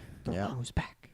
Yeah, I'm incredibly excited for that to eventually happen. I think it will. Yeah. Oh, yeah. Benedict Cumberbatch is a cool guy. He's a big as well. star. He's a big star. I'm really excited to see more of him and Strange and his floating mystical hand things. I hope they have another Pink Floyd shout out trippy sequence with some music. Yeah. I think they will. Same director's coming back, so I could see it. they're Cool. there. These two haven't been announced, but I just think they're givens. Captain Marvel 2 and Ant-Man 3. They haven't been announced. They Yeah, haven't I said think that's directors fair. coming back. I think those will be obviously a bit later. I'm just throwing out ones. But Captain Marvel 2, I guess I'll throw this one to you because Feige said so that it could be the case. How would you feel if her movie is a prequel before kind of following up Captain Marvel 1? I don't really want that. I'd be pretty unhappy with that. I think there's a big chance we get it, and I'm kind of on your wavelengths. I don't know if I want. I Kind don't of like what was she doing during like the first Avengers? Well, and it was Infinity War. It was 28 years she was gone. Yeah. So it's like that's a lot of stuff that could happen. They all stuff with the Skrull, and what do they say to you? Where have you been? I've been fighting on other galaxies. Yeah, but I don't think we need to see all that. I don't think so, but the fact that we're getting Black Widow, that's a prequel movie, and the fact that Feige said that the sequel could tell more stories, and the other thing is Wonder Woman 2, same thing. We got Wonder Woman, which was a prequel to Justice League. I know it's different companies, but follow me. It was a prequel to Justice League. We're getting Wonder Woman 2. but that is also a prequel to Justice League. So I think there's a chance that Captain Marvel 2 does take place. I don't think that's the route I want it to go, but I think there is a good chance. Or maybe it's a story that's told parallel where something is happening in Captain Marvel 2 that she can flash back to times in the past. That's what I would prefer. Saw 3 style. Yeah. Exactly. I would prefer that because I hope they give her some more dimensions as far as when Thanos just took her out. Her whole life, it seems like since she's been binary mode, pretty cocky, I can do anything. I do want to see her struggle with, I was cocky, and this guy just took me out. He didn't even just, beat me in a fight. He knocked her right out and he indisposed her for the rest of the fight. She didn't do anything. And it is Infinity Stone, but still, she has the Superman thing going on where she's all brawn and no brains. Yeah. She's not like that, but that's how she lost, right? Just like Superman, he gets outsmarted. Same thing she did. She's just, she's popping off on Thanos, bending his hands, blocking the headbutt. All he does, take stone, boom. Like, I mean, is a Thanos stone. Is strong enough, but the fact Thanos is strong enough to carry the stone with his bare hand, which is like, he's pretty much the same power level as her at that point. So is a stone, but I hope they make her rethink things as far as I can't just always go in gun blazing because she is that sort of character. I do think they still always need to be careful with her power because there is quite a bit of level. So I'm excited for it. I love Captain Marvel 1. Ant-Man 3, I'm also excited for. I think there's a chance we get some other character put in there just to maybe help some box office. It didn't do bad, but I could just see them putting someone in there, so I'm excited. It wasn't as glamorous as everything else. Yeah. I don't know. I'm going to talk about. Well, I'll save that my prediction for another top. But that's what I think about those two. For myself, Captain Marvel. I don't want it to be a prequel because I want the hair. I want the new hairdo. And she didn't get that until the snapping. So. That's another reason. I don't know if Brie Larson really wants to rock because that's not real hair. I don't think. Really? I think that she didn't cut her hair. I'm pretty sure. Yeah, you're probably right. So I feel like unless she's gonna commit, you never know. She's getting paid probably millions of dollars. I mean, there's not a lot of clear scenes of her walking around with that hair. It's her in a hologram and then her flying through spaceships. So. You have to imagine there was some CGI going on. If you look at Chris Pratt put out this video this week of behind the scenes. If you look at even Scarlet Witch, Elizabeth Olsen, her hair was completely wrapped up and taped back. So there's so many times where we don't know what is real. So they use a lot of CGI. Yeah, that short hair was not real. That's why to me the sides weren't shaved because if it was, they would have went the full on comic book route. I think it was they tape her hair, do certain things, and then we'll make it flow. So. I mean, either way, I'm excited to see what they choose to do with her storyline because obviously the Skrulls I thought was super well done in the Captain Marvel movie, and there's so much they can do with different, I guess, teams or I don't know, different groups of factions. Different tribes, factions, of the Skrulls, and you can have, of course, evil ones that are separate from the ones who are just trying to survive in Captain Marvel. So I think that could be fun to see, kind of battling tribes like that. Other than that, like really. You could just match her against someone like Silver Surfer or something, just someone super strong and make for an equal battle there and just have a more classic movie. I'm not really sure because clearly she's already zipping around like the universes. So I feel like it'll be more kind of Guardians-esque in terms of going to different planets and seeing some different creatures. I hope it involves a lot more Skrulls, whether it's the main guy, I forget his name, the main Skrull. Do we remember his name? I forgot his name too. Yeah, well, at least if it involves him and his family, that'd be cool. If not, it's just other Skrulls, I'm down. Give it to me. That's kind of what I would like to see there. And that movie's definitely going to happen. I think my one thing for it is I hope it's not a prequel. That's pretty much it. As for Ant-Man 3, that one I'm kind of up in the air on actually because I really feel like Ant-Man's going to be part of the Avengers. I think he's going to be a main person in there. And I think there's a part of me that thinks Wasp might also be in there. So if that is the case, I don't know if they really need another movie of theirs, at least right now. That also begs the question, when's the next Avengers movie happening? We're going to have that discussion in a bit as well. I'd of course be down for it. I'm a big Paul Rudd fan, and I like both the Ant-Man movies. They're not... top 5 in MCU for me, but they're a lot of fun. I still really enjoy them. Actually, I don't think I've rewatched Ant-Man 2 yet, so that one, I really should give that a rewatch at some point this summer. Baba Yaga.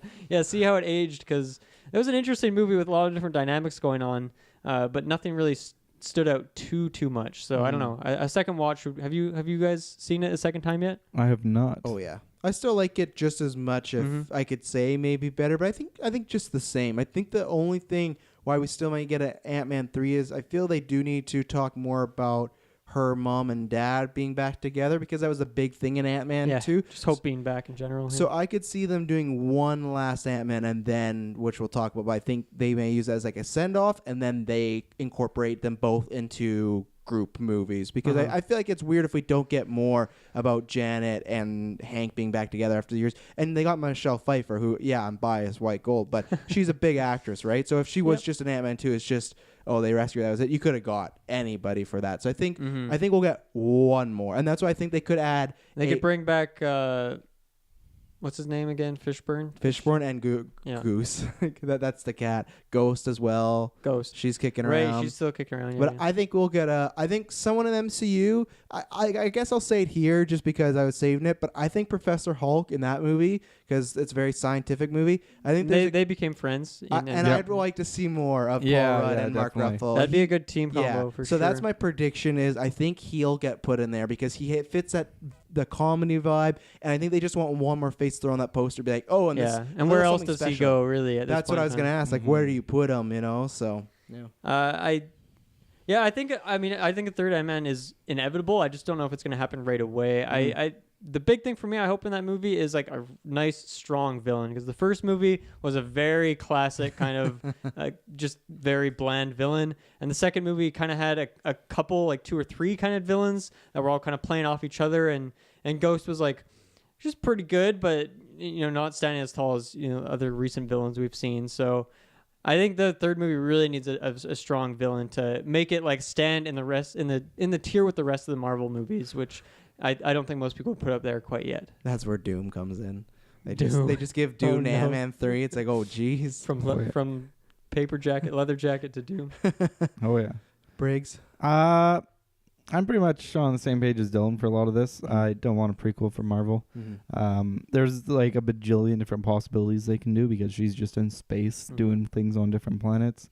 But yeah, I really think we don't need a lot of that stuff. It's like, it'd be nice to have a little bit, but I feel like she would have had, if they did plan on doing some more of that, they would have hinted towards her having changed, at least from between Endgame and the end of Captain Marvel.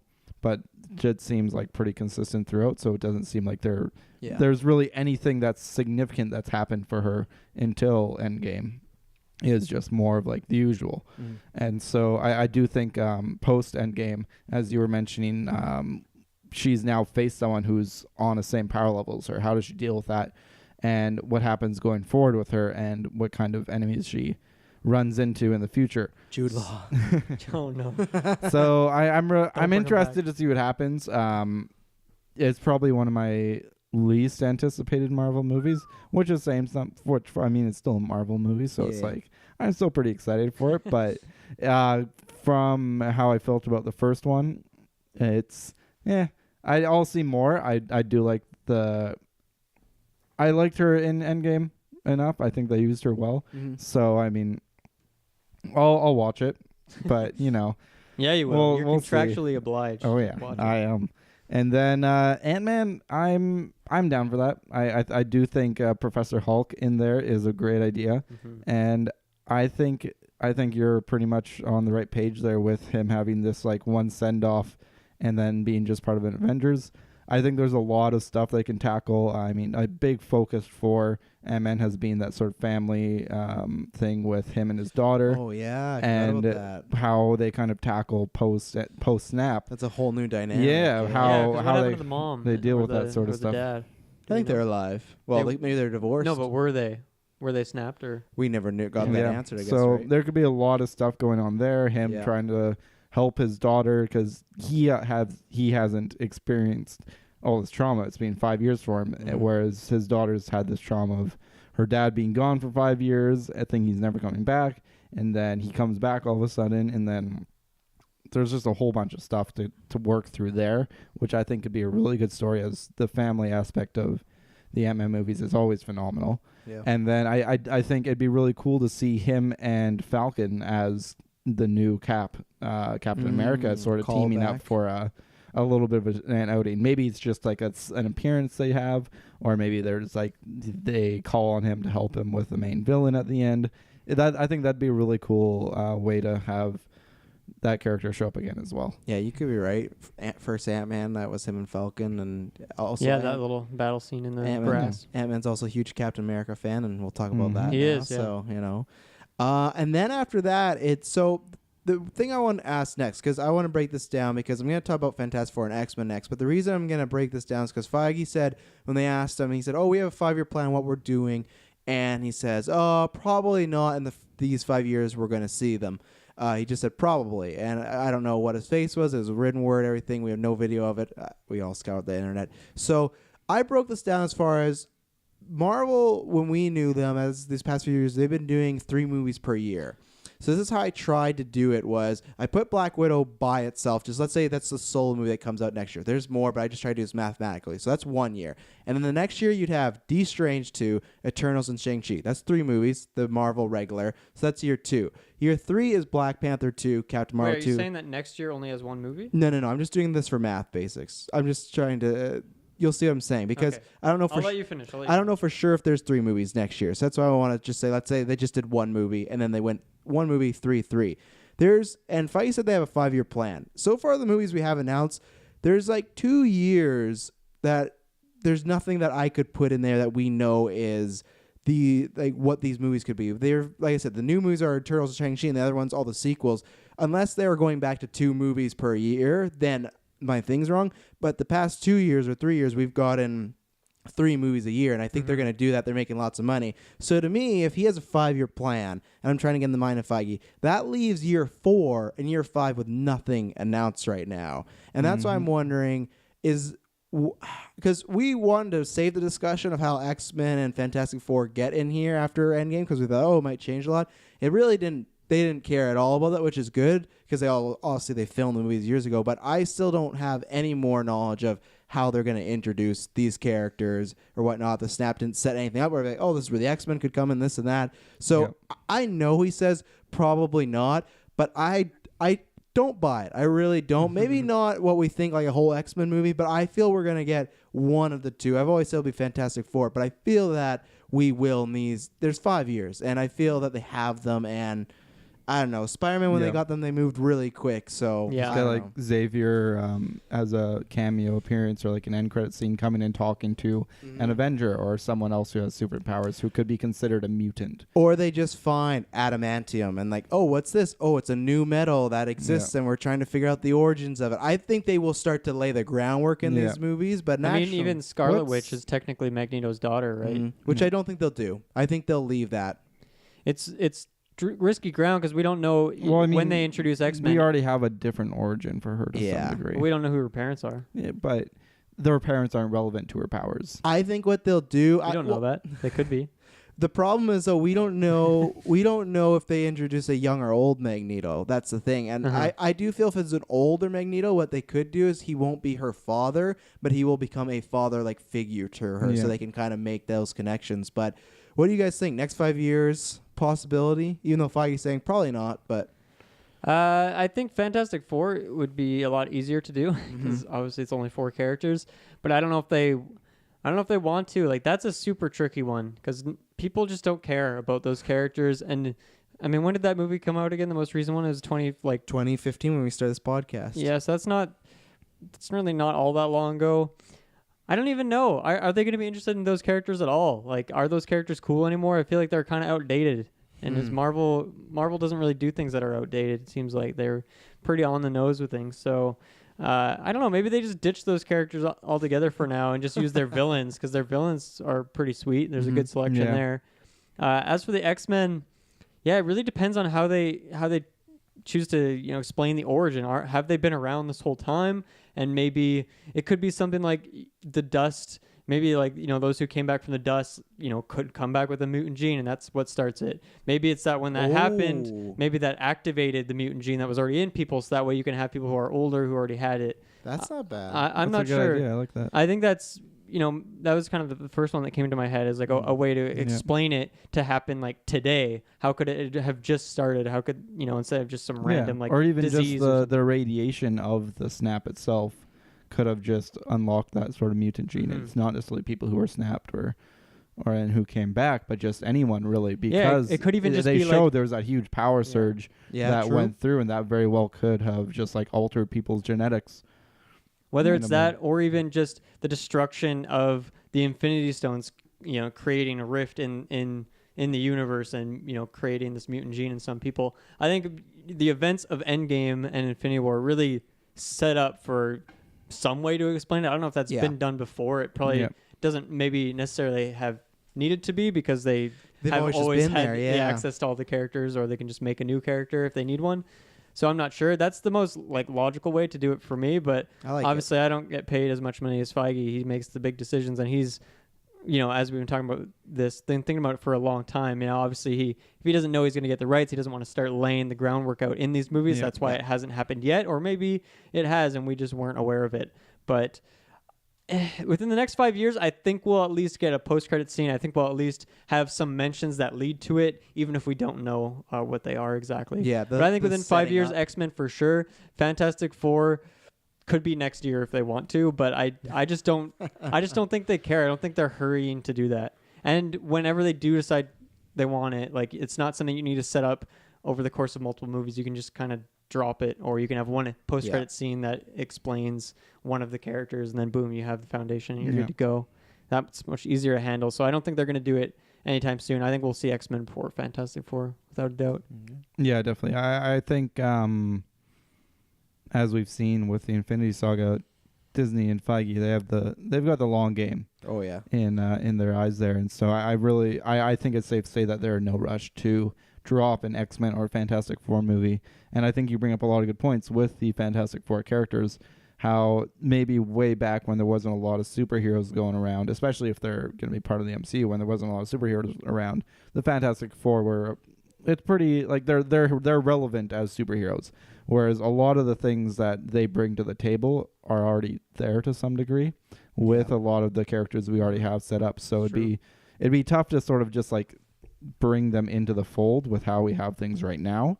I think maybe they could be a TV series or something that might be a little bit easier to bring it in. That's but gonna piss some fans off. Yeah. They get resorted to the TV and I'd say the hardcore. Well, I think with Disney Plus though, I don't think I don't think TV series will be sort of like the B level of content. Are you saying a TV series where they could still function, trickle their way into the movies? Yeah. Okay. Because definitely. Feige has said that, we'll talk about that, but he has said they will still be in there. It's not going to be like Netflix. Honestly, that could work, because Fantastic Four, I would say, are they're well enough known. Maybe that's not true for younger kids who've just not heard of these characters. Yeah. But our age I think if you had a TV show to introduce them and then you just pop them in a movie, even if people haven't seen that TV show, they still, I know who that character is. I've seen them in one of these two movies or the comics or from a video game. Yeah. Good way to get subscribers to Disney Plus as well, potentially, right? Yeah. Because so you want to see MCU's Fantastic Four, well, head over. The one other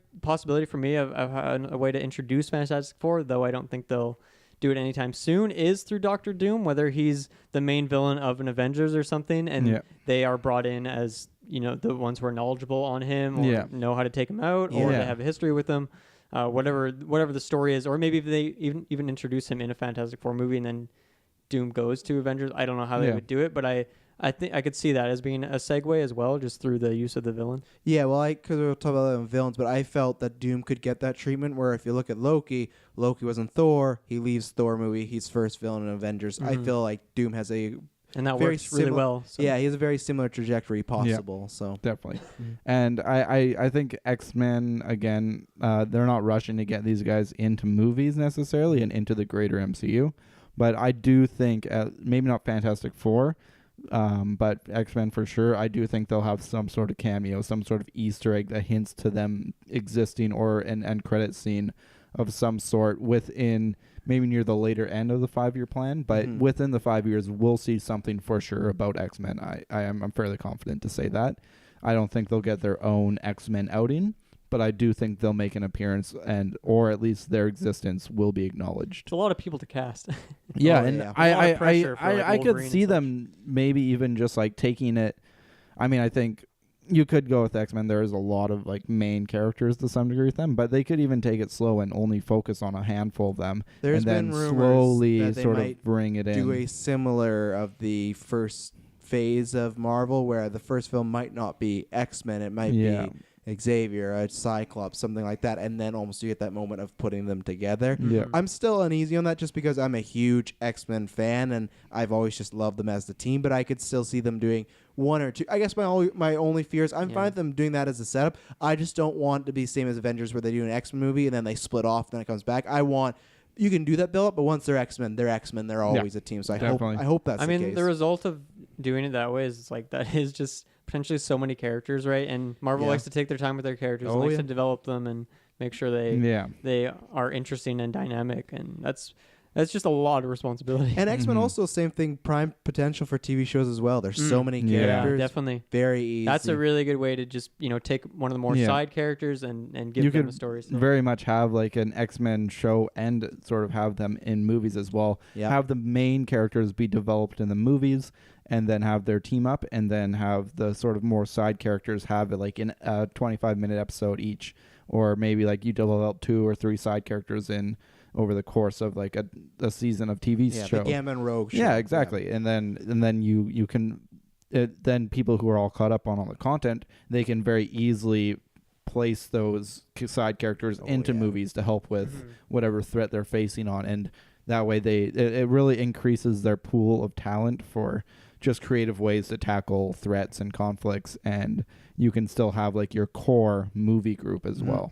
And I don't think that'd be a big problem because you look at, a lot of people that go to these Avengers movies, they go see Endgame, go see Infinity War without having seen all the movies before it, or even just they maybe have seen a couple. So it's like people will go to these movies anyway, even if you don't have the proper homework done. These movies still work as an action movie with good dialogue, whatever it is. I also think it's a big enough thing now, especially with the success of Endgame, that when it comes to the MCU and what Kevin Feige's doing and Disney's doing with that, people are much more willing to put in the time to see everything compared to what maybe like other things that need that homework done.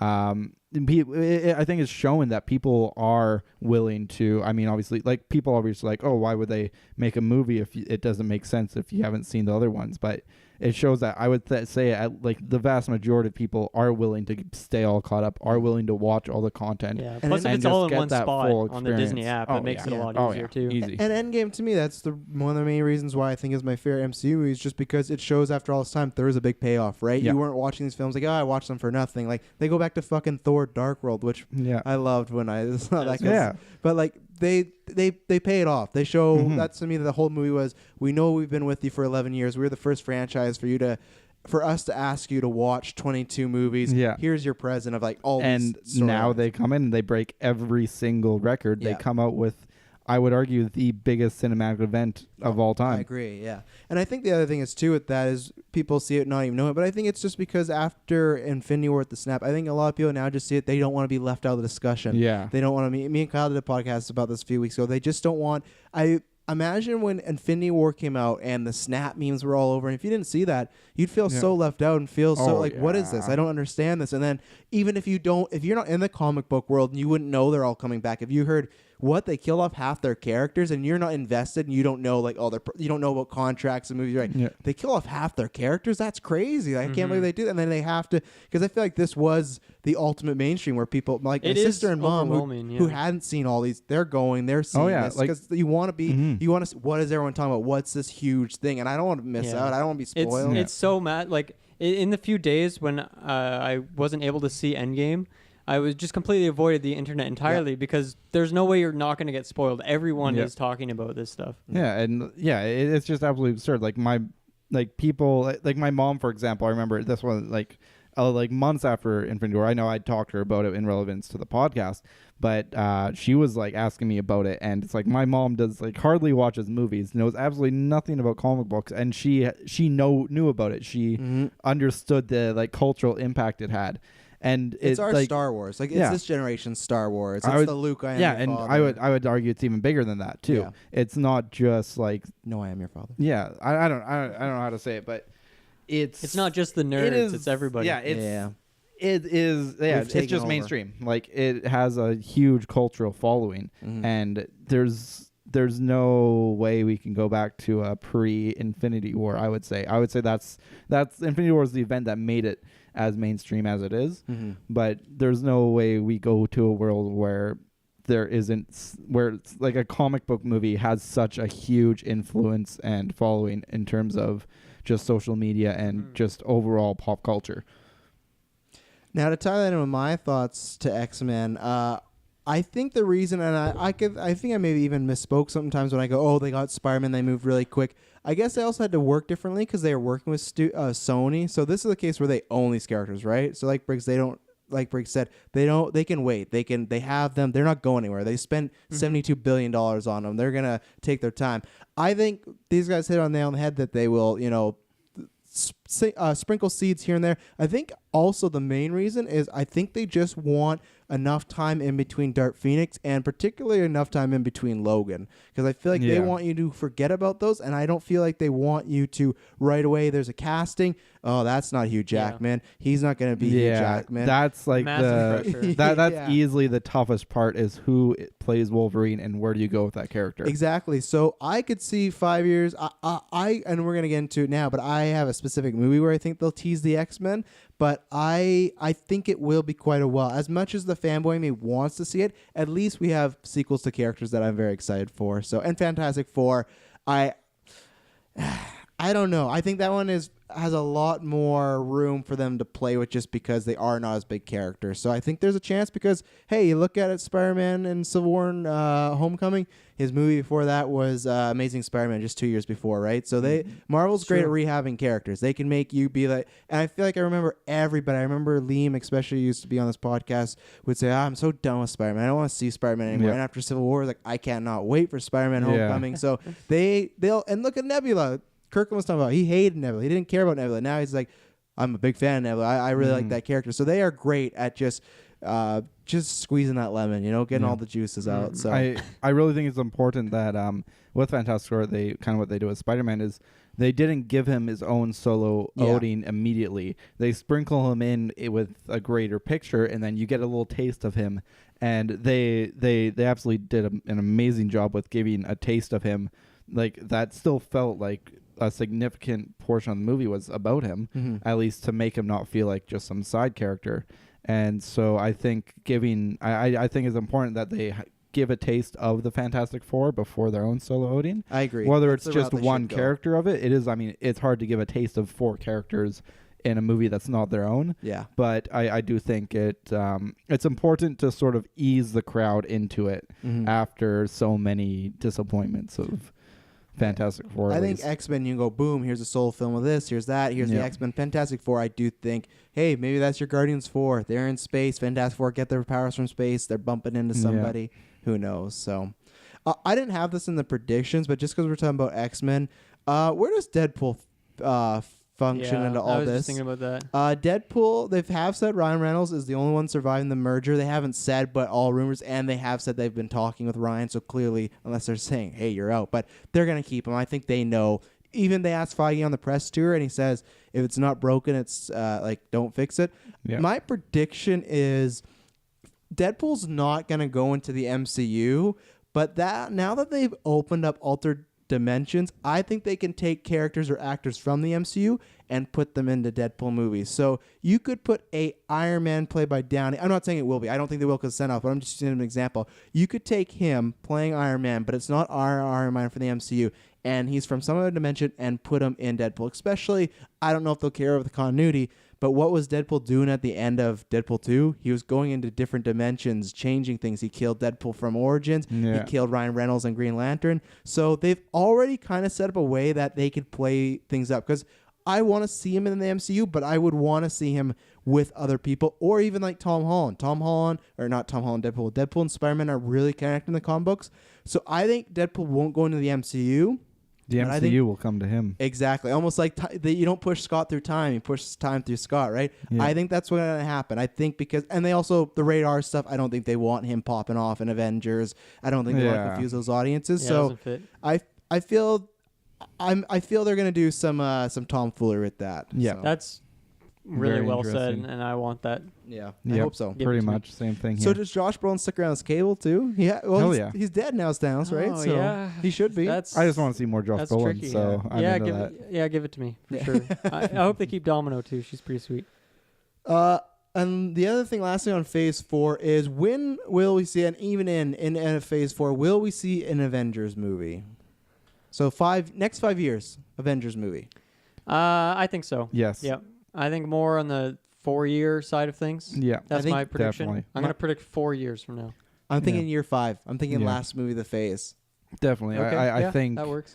I think, especially with Kevin Feige still manning it, I do think they go a similar route as they did with the first phase, or the first saga at least, where they really take their time, build their characters up, and then assemble them. I don't think they have any reason to rush into it. Maybe if, a different person's heading it, another company's heading it, and they just want to cash in on the success, try and mimic the big Assemble movie. It's kind of like just what Justice League did to some degree. Mm-hmm. But this is still Kevin Feige. It's still the MCU, and he's not going to make that mistake. Mm-hmm. He's not going to try and rush into it. He's had a pretty good track record. We've now seen that those 11 years taking your time pays off paid off big time. It pays off big time. So he's got the long game in sight. He's in no rush. They've seen the success before, so they have no reason to switch it up. I think they take their time, get those solo outings, get these new characters, and build up the rapport with them. Make us fall in love with them the same way we fell in with Tony Stark and Robert Downey Jr., with Chris Evans and Steve Rogers. Really get those main characters in there, and then once you have the groundwork laid, then you worry about the team-ups. Yeah, and I think also if they do some big event at Comic-Con or D23, if they do hey, this is our phase, these are our movies, I don't think Avengers will be on that slate. I think they'll make you worry, because Avengers has been every 3 years, if you think about not counting Infinity War and Endgame back-to-back, but before that it was every 3 years. So I think the fact that we also got 2 Avengers movies back-to-back puts a bigger, you just had 2 of these and 2 great ones. Quite the gravity behind it. I would argue even with Endgame that it's going to be much more difficult to lay out that groundwork compared to laying out the groundwork for Tony Stark and Captain America. It's much simpler because times how than do you can't just do a mediocre job of laying out. You need to top it or do as good. And people already have those characters they love now, and it's hard to, even though we had great send-offs for the characters, it's hard to move on and look at these new characters in the same light, at knowing that we've already had our Tony Stark. This was our generation's sort of our comic book love. Why should I give that to this new character? Why should I not just keep watching the Infinity Saga or keep holding this guy as high? We need to have someone. Basically, we have a shelf, and there's only so much room on the shelf right now. And we already have all these characters from the Infinity Saga. They have their little trophies on the shelf, and the shelf doesn't have a lot of room anymore. Do they look like the Smash pieces from N64? Yeah, something like that, little amiibos or something. They just threw out the Downey one. Yeah, and so, or he's all gray. Well, Downey's already on the shelf. These are these characters we've fallen in love with, and that shelf are like kind of like the spots in our heart. We need to be convinced to build a new shelf and make room for these other characters, because we're not going to build a bigger shelf this time. We're not going to take Tony Stark off the shelf. We're not going to take Captain America off the shelf and put new characters in their place. We need to be convinced to make another shelf, to open our heart more and start filling up this new shelf. And it's a lot of work, and it's a big emotional investment on our part too. And they need to convince us to do that. But I have faith, at least. I think it's going to be really tough.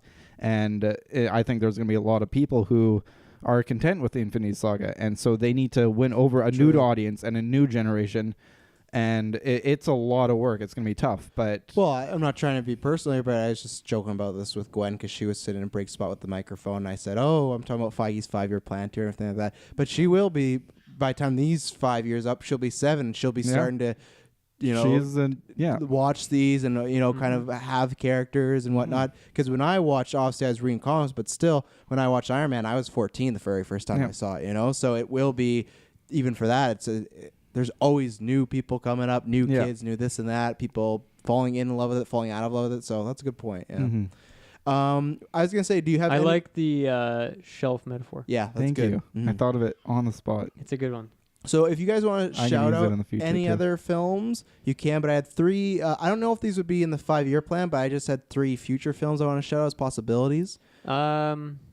give it to me. Okay, so I've said this during Ant-Man. There's always this team in Marvel called the Thunderbolts. It's about a group of villains together, and they're kind of trying to rebrand themselves. I still think now that Bucky's not Captain America, and he's leading them in the comics right now, I could see him doing that. We've talked about how Ghost is around, things like that. So I feel we could accumulate more. So Bucky goes back to being a villain. No. Like it's reformed villains. It's villains trying to do okay. good. So it's like the Suicide Squad sort of thing. Yeah, okay. Kind of. I didn't want to use those words, but yeah. So I could see us accumulating a few more villains that are wishy-washy, trying to do good. I like that. So that's a prediction. I do think, I know it might be obvious, I think we are going to get an A-Force movie. That's the female Avengers. That shot of hell yeah, she's not alone. Yeah. There's no way they don't do that now. I have a roster, but I'm going to save that for when we talk about another roster.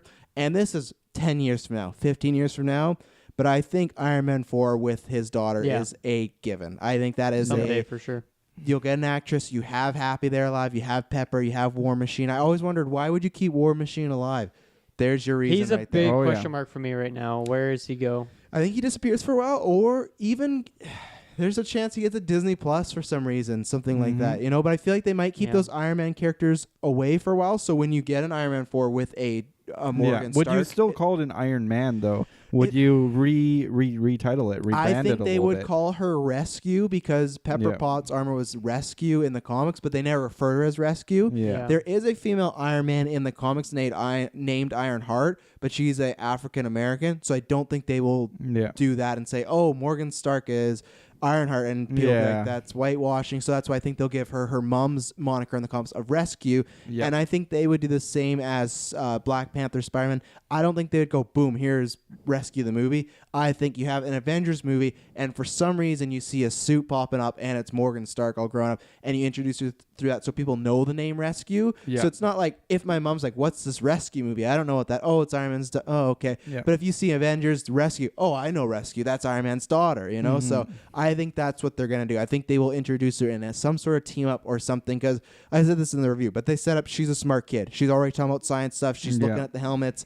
She knows the number 3000 exists. That's a big number. And Tony has left her one voice message, but we don't know what else he's left her. So I think it's a given we get that movie one day. And I think they could do a lot with that.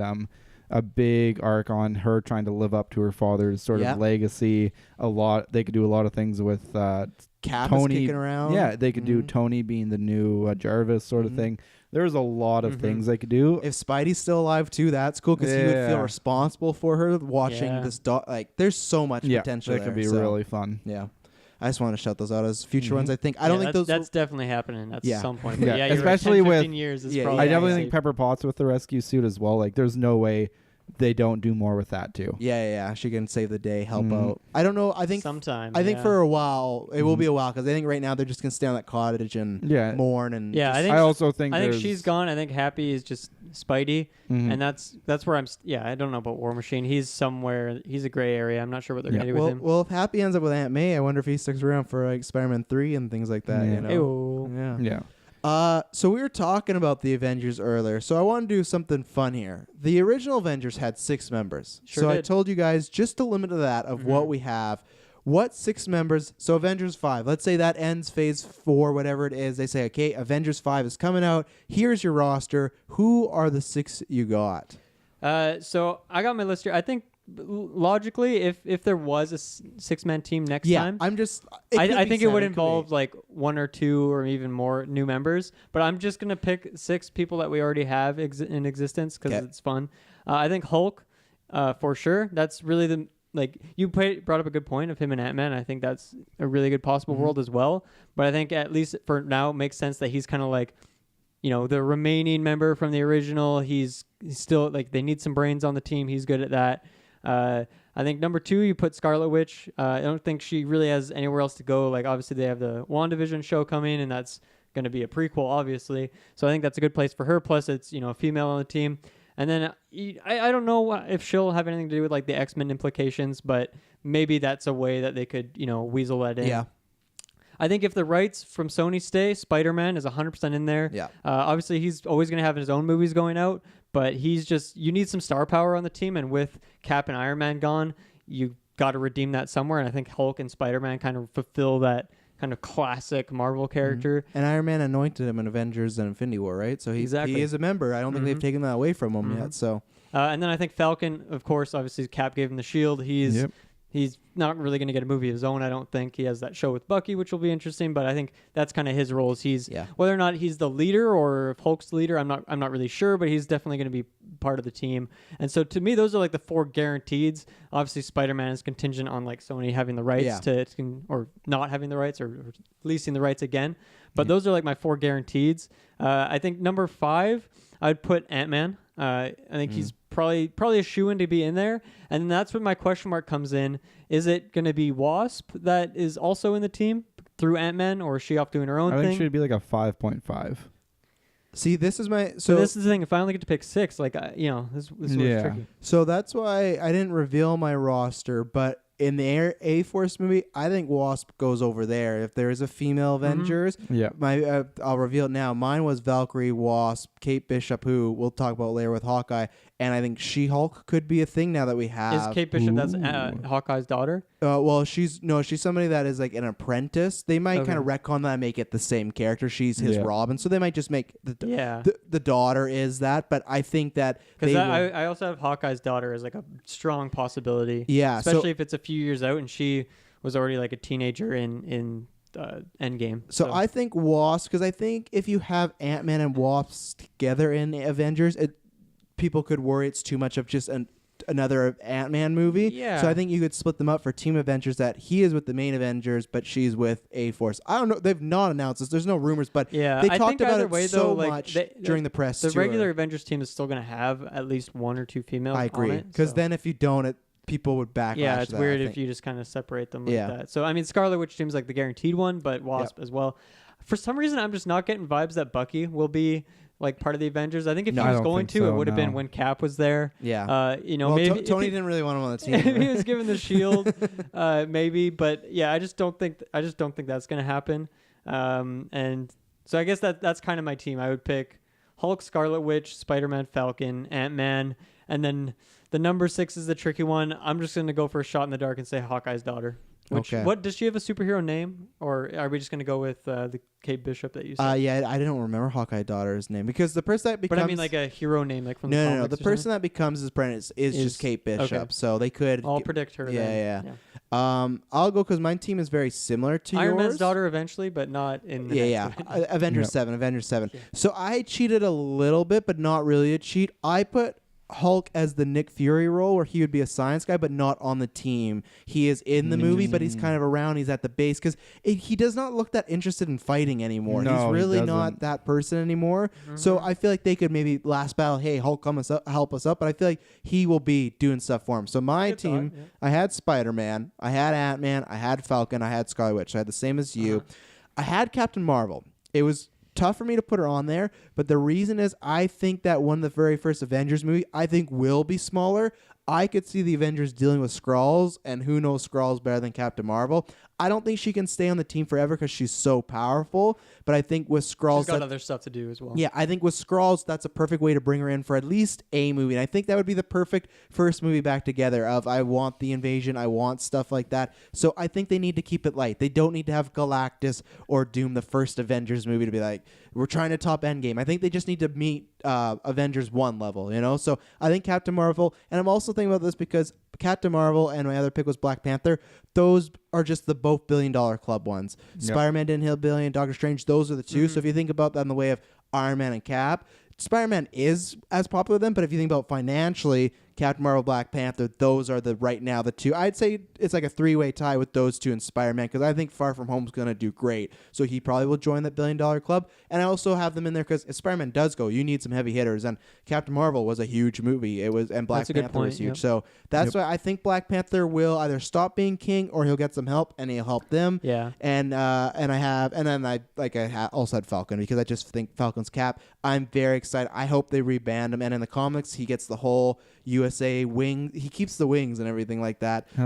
I hope they just rebrand him and he gets a Captain America costume with those sick ass wings, the shield. And I keep saying this, if you listen to the room, I'm just very happy Falcon got it, not Bucky, because I know some people think, oh, why not Bucky?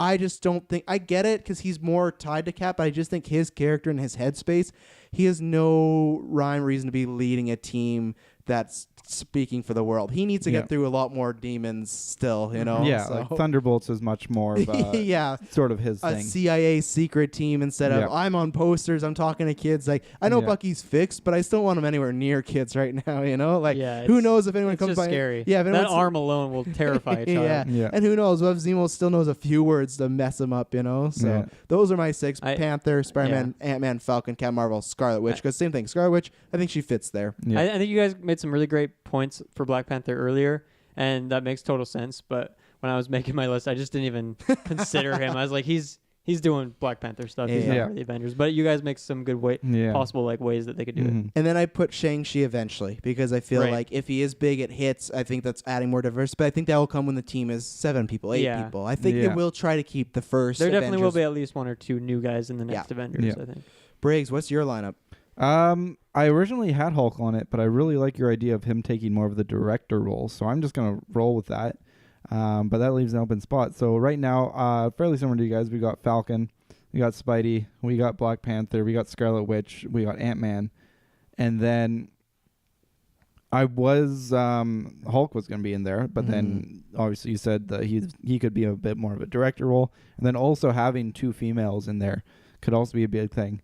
I could see Pepper Potts being in there. I could also see you keep saying that. You said that in the review too. I know. I don't think she's sticking around. I really don't. Well, don't get used to it. Assuming this is at the end. This is the end of the 5-year plan. At the very end, that's quite a lot of time for her to have taken some time away from everything to mourn Tony, and she could be that kind of like surprise appearance, comes in and saves the day. But she can't leave the daughter to have no parents. Well, she's not going to do that. She goes and hangs she out got with at Tony anytime he did anything ever. There's no way. She would have to be a massive hypocrite. She could have a really good babysitter for that to work. There could be a great TV show. The suit was amazing. I hear you, man, but I don't want to get your hopes up. You'll see it again with Morgenstern. Shuri, Black Panther's sister. On the team. Really? Could be. I'm just throwing out females. Well, because some Miss Marvel could be one of those movies that you're saying. Wait, you didn't even have Black Panther on the team. Yeah, I did. Did you? Yeah, you did. I did. Some people have said I don't believe it. Some people have said the theory of what if Shuri became the new Iron Man because she's so smart. So and then that could be Ironheart. She's badass. That could be Ironheart. Also, I was thinking Miss Marvel. You said they're missing movies for their 5-year plan. Yeah, They could fit some Miss Marvel movies in there, and I know they straight up said they do have plans for that. Yep. And I like that you said movies. Like they're just gonna drop like 1 a year. Yeah, it could be. Send them. It's gonna be a thing, and I think that's great, and I think that would fill in both. I think that'd be a great choice to have in the Avengers. So yeah, that's kind of what I'm thinking. I think those 5 that I said, Scarlet Witch, Ant-Man, Spider-Man, Black Panther, and Falcon. I think those are I'm pretty solid on those ones. Maybe if they introduce a new character, it could swap. But now I'm pretty solid on those ones, and the last one could be just a mix-up between a whole lot of options. So we're all. I mean, obviously Thor's in Guardians now, but we're all certain that he's gone from the Avengers. He's not part of that anymore. I think he links back up to them when we get the next. He'll come help in like the big next big boss. The next big crossover, Galactus, Doom, someone like that. I think he's gone for quite a while off. I mean, they've got other things. They've kind of got that thing going on with like similar to Captain Marvel, where there's a lot of other places that need the help that are on Earth. Yeah. So, and I think we're all in agreement that Doctor Strange is not becoming an Avenger. Yeah, kind of like with how Wong ditched the Avengers to protect the Sanctum Sanctorum. Yeah, and I think Doctor Strange and clearly like. They were not doing a great job of defending Earth, so they got to reinforce their defenses. So I mean, so he's got to be busy back there at doing that. Stuff. He's protecting our reality. Is he? I like to think so. So speaking of protecting, who do you think is going to be the next big bad coming in the MCU? The next one we get the lead up to, and obviously it might not be the exact same as Thanos where it's 3 phases, but I'm just for fun. Who would they build the next big villain around, that next crossover event? Because obviously now Fox being bought by them, a lot more in play. They already had lots of characters before, but now even more so. So is there anyone you think or that you would like in particular? I think, as someone who doesn't follow comic books, my repertoire of villains is not nearly as large. A lot of these villains I've been introduced to for the first time by the MCU. But I could say Doctor Doom. He is a Fantastic Four villain, of course, but you throw in, like similar to Thanos, that teaser at the very end of that first phase of 5 years, and then that gives them enough time to sort of tease at the Fantastic Four being a thing, and then in the second phase of this part, or I guess phase 5 now, they can put in a Fantastic Four movie or have that TV show and build up his character a little bit more. Or maybe they don't build him up. They leave him as that kind of guy in the shadows, do the mustache twirling, and they build him up as another teaser maybe near the end of phase 5. And then phase 6 phase comes 5. through, and then all of a sudden he's this huge presence. And I think Doctor Doom as a villain, he has a lot going on, and you very well could have him as that big bad guy. Obviously he is earthbound to some degree, and so he's into lots of stuff though. He's into magic. He's a very tragic villain. And so it's not as on that same sort of universal scale necessarily as Thanos is inherently, being an alien and whatnot. He is an Earthman, but there's a lot of ways Doctor Doom could dabble in some evils and some magic and science that could very well have that that impact on a universal scale that requires the massive team up that was Endgame, that sort of thing. And I think it really brings a lot to the table as far as the more powerful Avengers and like the more less reality based Avengers, I guess, similar like Doctor Strange. At least I think Doctor Strange and Doctor Doom would have a lot of cool interactions, because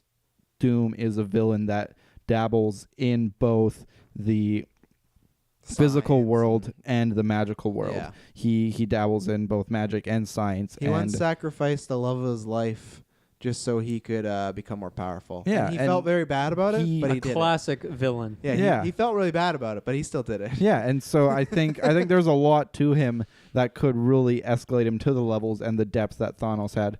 And then also, I think that brings in a lot of opportunities to bring in more of those mystical characters and just do a lot of really cool things. He could have like little meetings or conferences with Dormammu, because he dabbles with that stuff, which could bring in even more Sanctum Sanctorum characters and that kind of stuff, more than just Doctor Strange as sort of side characters and whatnot. And there's a lot there, and he could very well affect things on the galactic or universal scale. Oh yeah, go play Marvel Alliance 1. Great storyline. Yeah, maybe I just don't have a huge repertoire of villains to look at, but I could very well see Doctor Doom being that big payoff villain at the very end, phase 6. It's a good thought. I think for me, the next big guy, the next Thanos, if you will be Galactus. Eater of Worlds. I just think he's very well known. At least from my anecdotal experience of Marvel Comics, he's another like big guy that I just have known about my whole life. He's the biggest, maybe. He's very large. He's very large. Obviously, in Infinity War is really when the groundwork is set for these heroes from Earth to go out to space. Now, obviously, not all of them do that. It's just kind of Iron Man, Spidey, Doctor Strange. But at least the idea is being introduced. But hey, in Endgame, Black Widow, Hawkeye, and Cap all go to space as well. So true. Yeah, because remember Rocket goes, have you not been to space I guess before? he has to go to the Soul Stone. Yeah. No, and to Thanos. Remember they go to kill him. To the garden. He joins them. So they've all been to space at some point now. Yep. Yeah, so obviously that door is cracked wide open. Obviously we have the Guardians already, who are already cruising through space. Captain Marvel's going through space. We have the Eternals being set up pretty soon here. So space travel is going to be a lot more common, I think, in these Avengers movies. So weird. So it's gonna get to a point where I think Galactus makes a lot of sense, if not some other big galaxy type guy. I don't think the next big Avengers battle, I don't know if it'll even be on Earth. I think it'll be out there in the cosmos as like a precursor. Instead of before they get to Earth, let's go fight them out there. Let's bring the fight to them, sort of thing.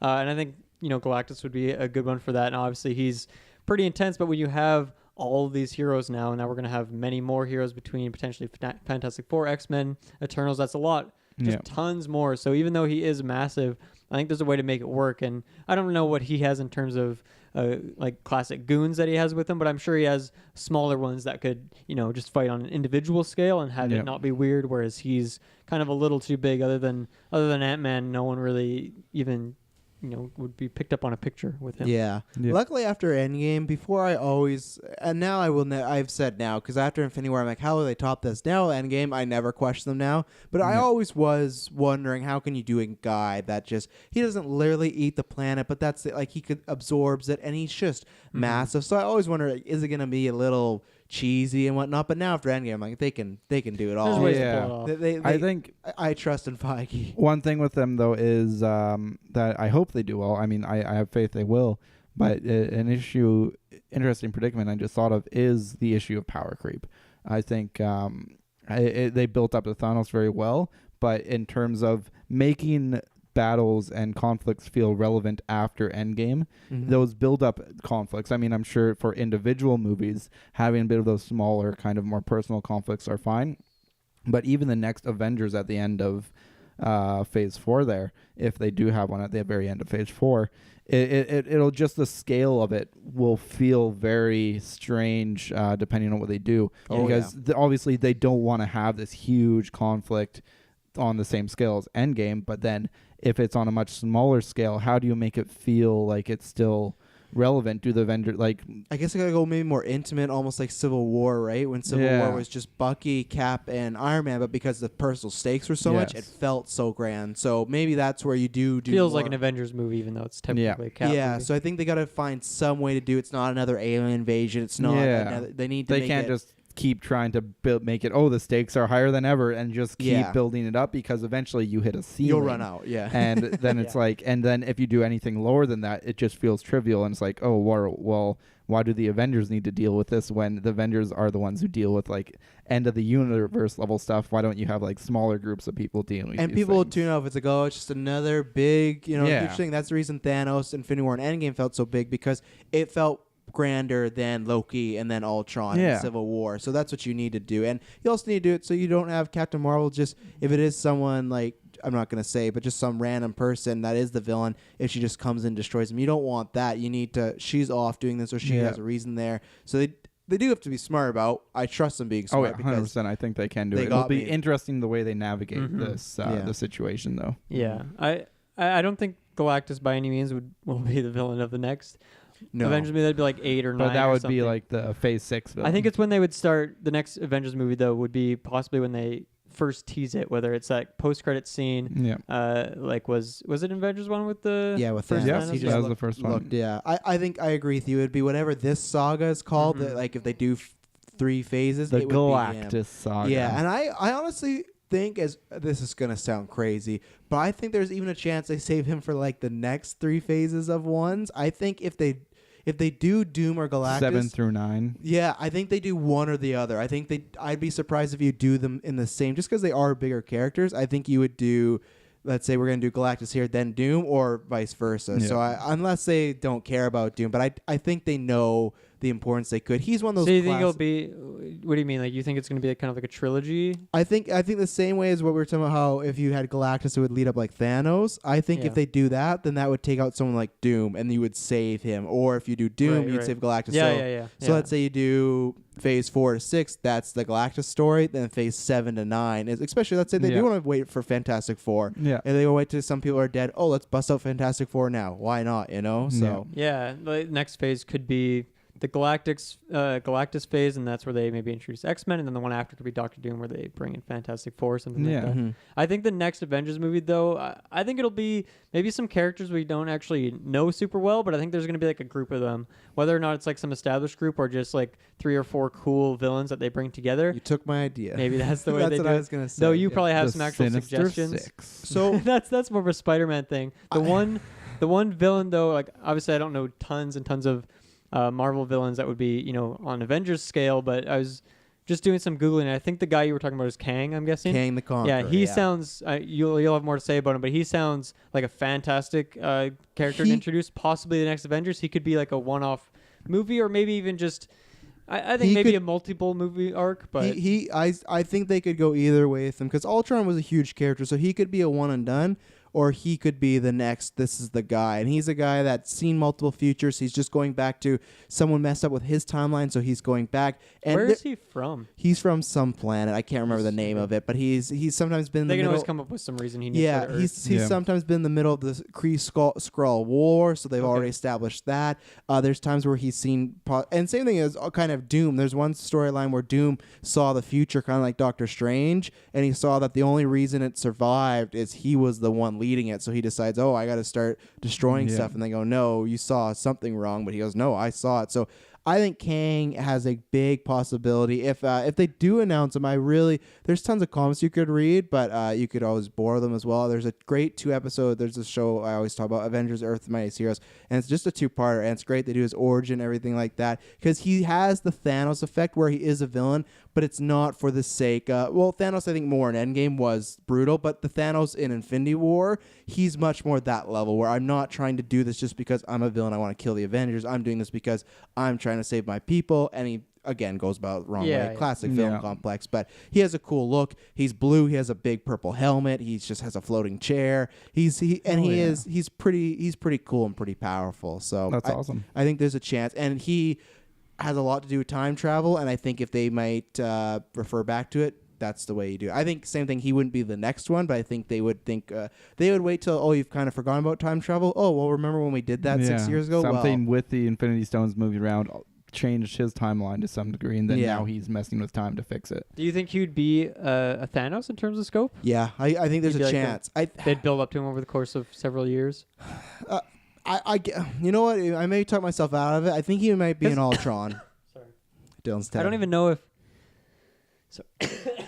Because the thing is with Kang, I'm not sure if you're going to say this, but with Thanos, he was a not known villain at all to the mainstream, and they built him up, right? I had no idea who Thanos was. Yeah, so Kang, you're going to see the cool purple helmet, like, oh, he looks cool, but I know nothing about him. So that might be a reason why you build up to him. But the same thing, no one knew who Ultron was, and they just went, we're going to do Age of Ultron. So I actually do think he might just be a one-and-done villain. They might do some hints towards him, but I think he would be a Avengers, the Kang the Conqueror, whatever the subtitle is. He doesn't need to die in the movie. He can always come back. But he could very well be the Thanos. They got lots of people now that they have this. So what I was going to shout out, because Dylan brought this up, and this is something I've been wanting for a while. I've said I've wanted Masters of Evil, or they have people, you got Zemo kicking around, and maybe they can introduce some more. We have not gotten, in this age of comic book movies, and this is what Feige's great at, in DC, Fox, Marvel, I guess Fox a little bit, with X-Men versus Brotherhood, but they're always just Magneto with a bunch of goons. We've not ever had a bunch of villains that we know and love, or, love to hate, versus a group of heroes. And I always thought in the first few phases, you didn't want to do that. You didn't want to just have a mess of a bunch of villains and a bunch of heroes fighting each other. But then Civil War, when they did that, that airport scene, you could do that exact same scene, but just make it a great roster of villains on the other side. Yeah, it's not good guys versus good guys. It's good guys versus villains. And, they always could do it. They always could change and do Sinister Six, because I'm never a fan of him versus Spider-Man. But the thing is, my pitch really depends, again, on the Spider-Man rights. They have referred to it in Spider-Man 1, and in Spider-Man 2, we've just seen the trailers. Someone bought Avengers Tower, and lots of people say, oh, that's Fantastic Four. They have this building called the Baxter Building, so maybe it's that. But someone bought it, and some people have had the theory, and I'm subscribed to it, that if he sticks in the MCU, that could very well be Norman Osborn. And Norman Osborn, he is, a crazy guy. He is Goblin. But what he became in the later years, he's a guy that ran for president. He became much more of a behind-the-scenes reverse Iron Man or Fury, where he could create this team called the Dark Avengers, where he kind of fooled the public for a while, where he had a Wolverine, but it wasn't Wolverine. It was his evil son. I could see him, and he got the Iron Patriot armor, and he was parading around as Iron Patriot, like, I'm a good guy doing good. Let's go, Norman. Oh no! There must be some sort of toxic gas in the room that someone is trying to mount against us. Are we the Avengers or the Dark Avengers in this case? You're next, Briggs. You're going to cough. So I could see, because my layout was, I think the first one has a good shot of something with Skrulls. You got Captain Marvel. And the second Avengers 6 is, I think Norman could be, and I don't think he's the main one. I think Doom, I'm just going to say, I think, because I want to put in the universe, I just want Doom. I want Doom. He's one of my favorite villains. He's had so many shit iterations. He can be the build-up. He can be the new bounce of a villain. But I think Norman with a bunch of other villains, Dylan's not going to like this, but you still got like Abomination running around from Hulk. And, I'd be down to bring him back. They brought back I think Raw. they could bring him back. Yeah, they brought back General Raw. So they've played in that area before. So that's what I think I want the most. The other, I had a few ones to shout. I don't think he would be an Avengers film, but you do got Magneto kicking around. Mm-hmm. Yeah, I mean, There's I always a considered chance. like some sort of Avengers versus X-Men thing because, of course, you put that on a movie poster and holy shit, that's a lot of money right there. That's your next Civil War too, Yeah. And I mean, that could be a good idea. Yeah. That could be really fun. I would be down for that. Oh man, that'd be really hard to do right. I think that'd be really tricky. Yeah. I trust them though. I trust them. Feige's I a trust him. goddamn miracle maker. So. And then I don't think he would be a main villain. I think he would pop up if Falcon got his own Captain America show because the rules are kind of iffy on him right now. But Red Skull is kicking around. There's always he's coming back at some point. Easy. So that's why I wonder where he to me would be a perfect person to put in that Team of Bad Guys movie because he is a film that's been around for a while, but he's also been missing. So for him to be I don't think he'd be like the Avengers versus Red Skull, but if it's the Avengers versus Norman and his team of Storm and bad guys, Red Skull's perfect person to put in there. So, and then the other one I thought that I don't think it's going to be for a long time, but I'm just going to say it so I can say hopefully I told you so one day. I do not think Thanos is out of the question. I think just because he was snapped, we had a whole movie about bringing snap people back. Not Norman, but maybe there's somebody in this universe that goes, hey, I found a way to unsnap Thanos, and I think he would really like to be back and could work with me. And maybe that's a Doom. Maybe that's I can't take on the Avengers alone. I'm not pitching it to be like that. I'm just saying he's not out of the question. I don't think in this saga, whatever it is, but I think That'd be a long time down the line. I think it's still possible that Imagine like Iron Man's daughter versus Thanos being back. Wow. and see That would be sick. That would. Imagine that. And I yeah. always said this. I said this way back on our predictions when I said Thanos, I was hoping he wouldn't die. I still think 10, 15 years from now, if the MCU is in a lull or people are kind of losing faith, all it takes is one end credit scene of you see a portal open up and you see Thanos walk out. Mm-hmm. People are leaving that theory. Yeah, now we're playing with realities, so you can do whatever you want now. Exactly. Oh, yeah. So anything else to add on potential villains, anything like that? No, I think you covered it pretty well. Yeah. Our last topic for the day is the Disney Plus TV shows. So now we have a bit more information on them. They've not even said anything, but just kind of All from right. Endgame. Let's start with Loki because obviously now we heard that there's rumors about being young Loki. I think those were just rumors. I don't know. Maybe there's some flashbacks. Maybe that's why those came. Mm-hmm. But there was another rumor that said he was traveling through time and doing things. Obviously, the Space Stone doesn't exactly do that, but I think they'll find a way that I think clearly we know what his show is now. He got that stone, and it'll be the adventures of what happens to that universe Loki. And I'm down. It's not the show I'm most looking forward to just because I feel like we've done everything with Loki, but I'm excited to watch Tom Hiddleston just do fun Loki things. Yep. Yeah, I think I'm in the same boat there. Yeah, that show has been like, it goes back and forth for me in terms of the excitement. But if I really hope that it was just rumors on the backstory or on the young Loki, I should say.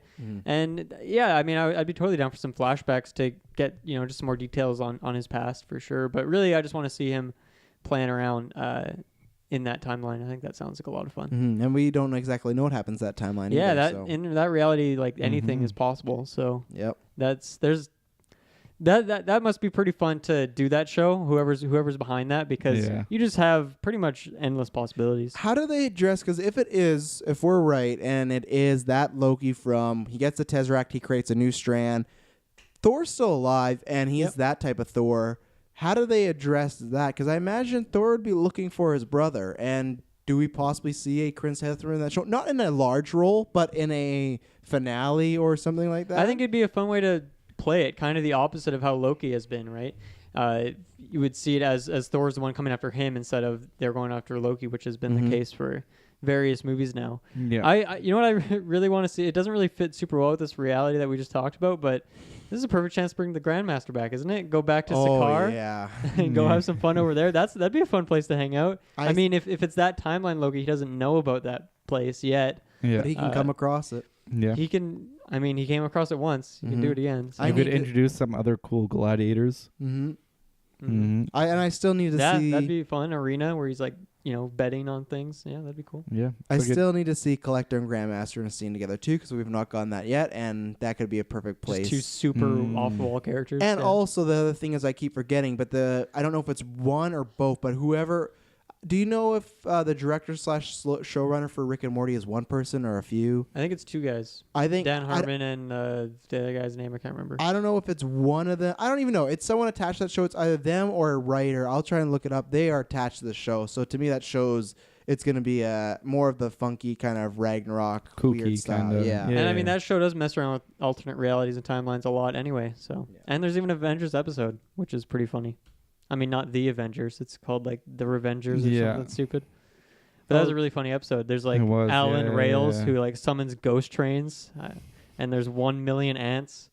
Fucking love that episode. That's a so great much. episode. Yeah, it's really good. Okay, so it's a writer from the show. So it's not those creators, but it is a writer off the show. So Yeah. a similar vibe. They could do some fun things with that. Yeah. I'm not super invested in the show.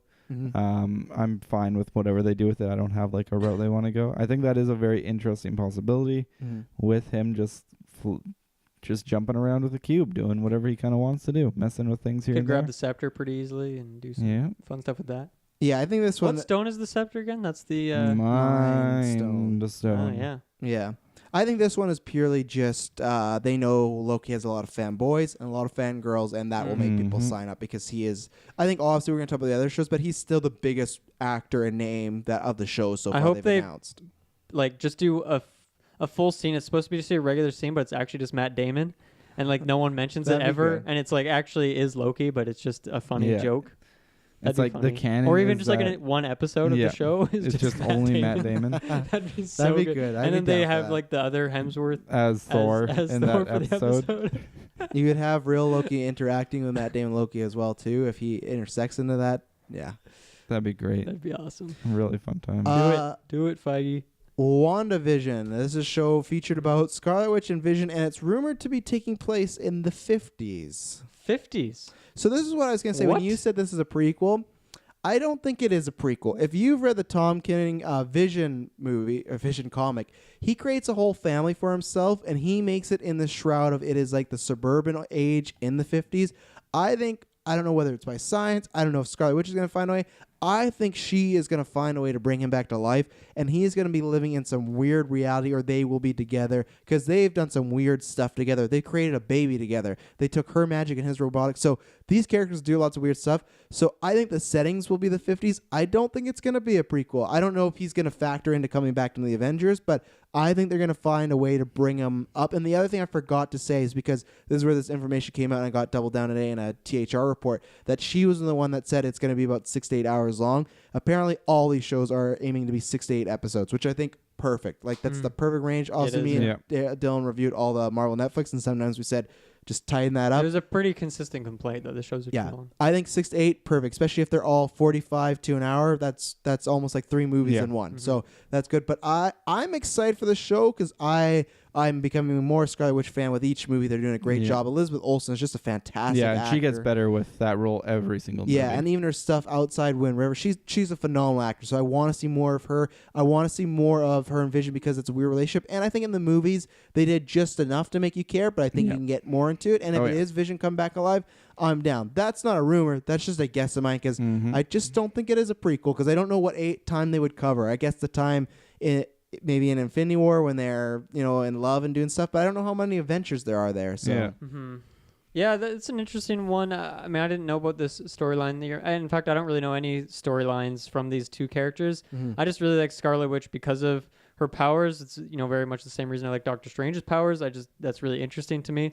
So I just want to see more of like what she's capable of because usually in these movies, like she at least last couple ones, she kind of just pops in when there's a big battle happening and she just kind of has to throw big things around.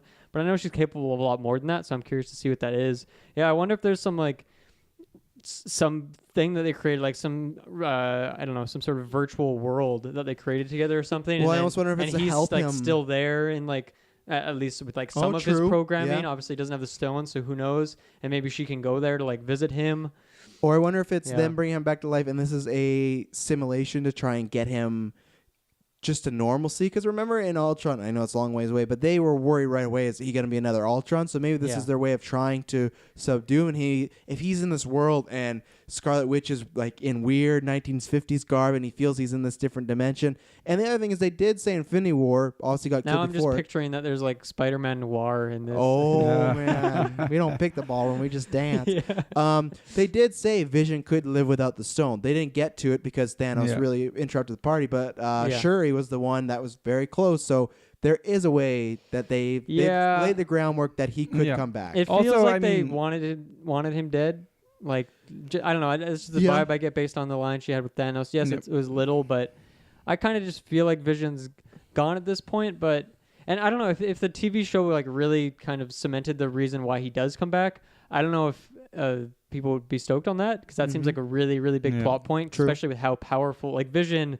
I mean, other than Captain Marvel, is like, I guess, on par with being the most powerful She Avenger. was kicking Thanos' ass. She had Thanos dead to rights till he said rain and fire. Like, she was gonna but kill. I mean, like, Vision is. Oh, I think they're pretty on par. Yeah. So he's pretty strong. So Like, he's a Scarlet Witch is the hard counter to Vision, I would say. But they kind of equal each other up, but they're still powerful. yeah, but I mean, Scarlet Witch would either way top defeat 3. Vision in a fight. Them and Captain Marvel top 3. Because you brought up that if they do bring up Vision, though, if Disney Plus, they want this to be a big thing. Is that their way though of making Disney Plus must-see TV? Of Vision came back when that was on Disney Plus, and I feel like we're used to Marvel Netflix where it's just this kind of happened, whatever. Where Kevin Feige said these are going to be tied and important things will happen in these shows. And especially if they are just 6 episodes, I feel that's digestible enough. That's pretty reasonable. So I think there's a chance. I could see it from the perspective that it seems like every character in the MCU seems to get like a movie that you can really attribute as like, that was their movie. That was their big movie. Not every character has had that yet. But I don't think Vision ever got his, and now he's kind of dead. So I could see him coming back because really kind of does feel unfulfilled. Obviously, they're doing a TV show to dive more into his character and that relationship, which is, as you've like hinted at many times, is really interesting, and I've never seen it. So I want to just see what goes on between those two. She's in love with a robot. Yeah, like no one's we really just got a glimpse of that in Infinity War before the 2 children of Thanos showed up and started destroying shit. So yeah, I'm excited for this show mostly because of Scarlet Witch, but also just to see the relationship between them.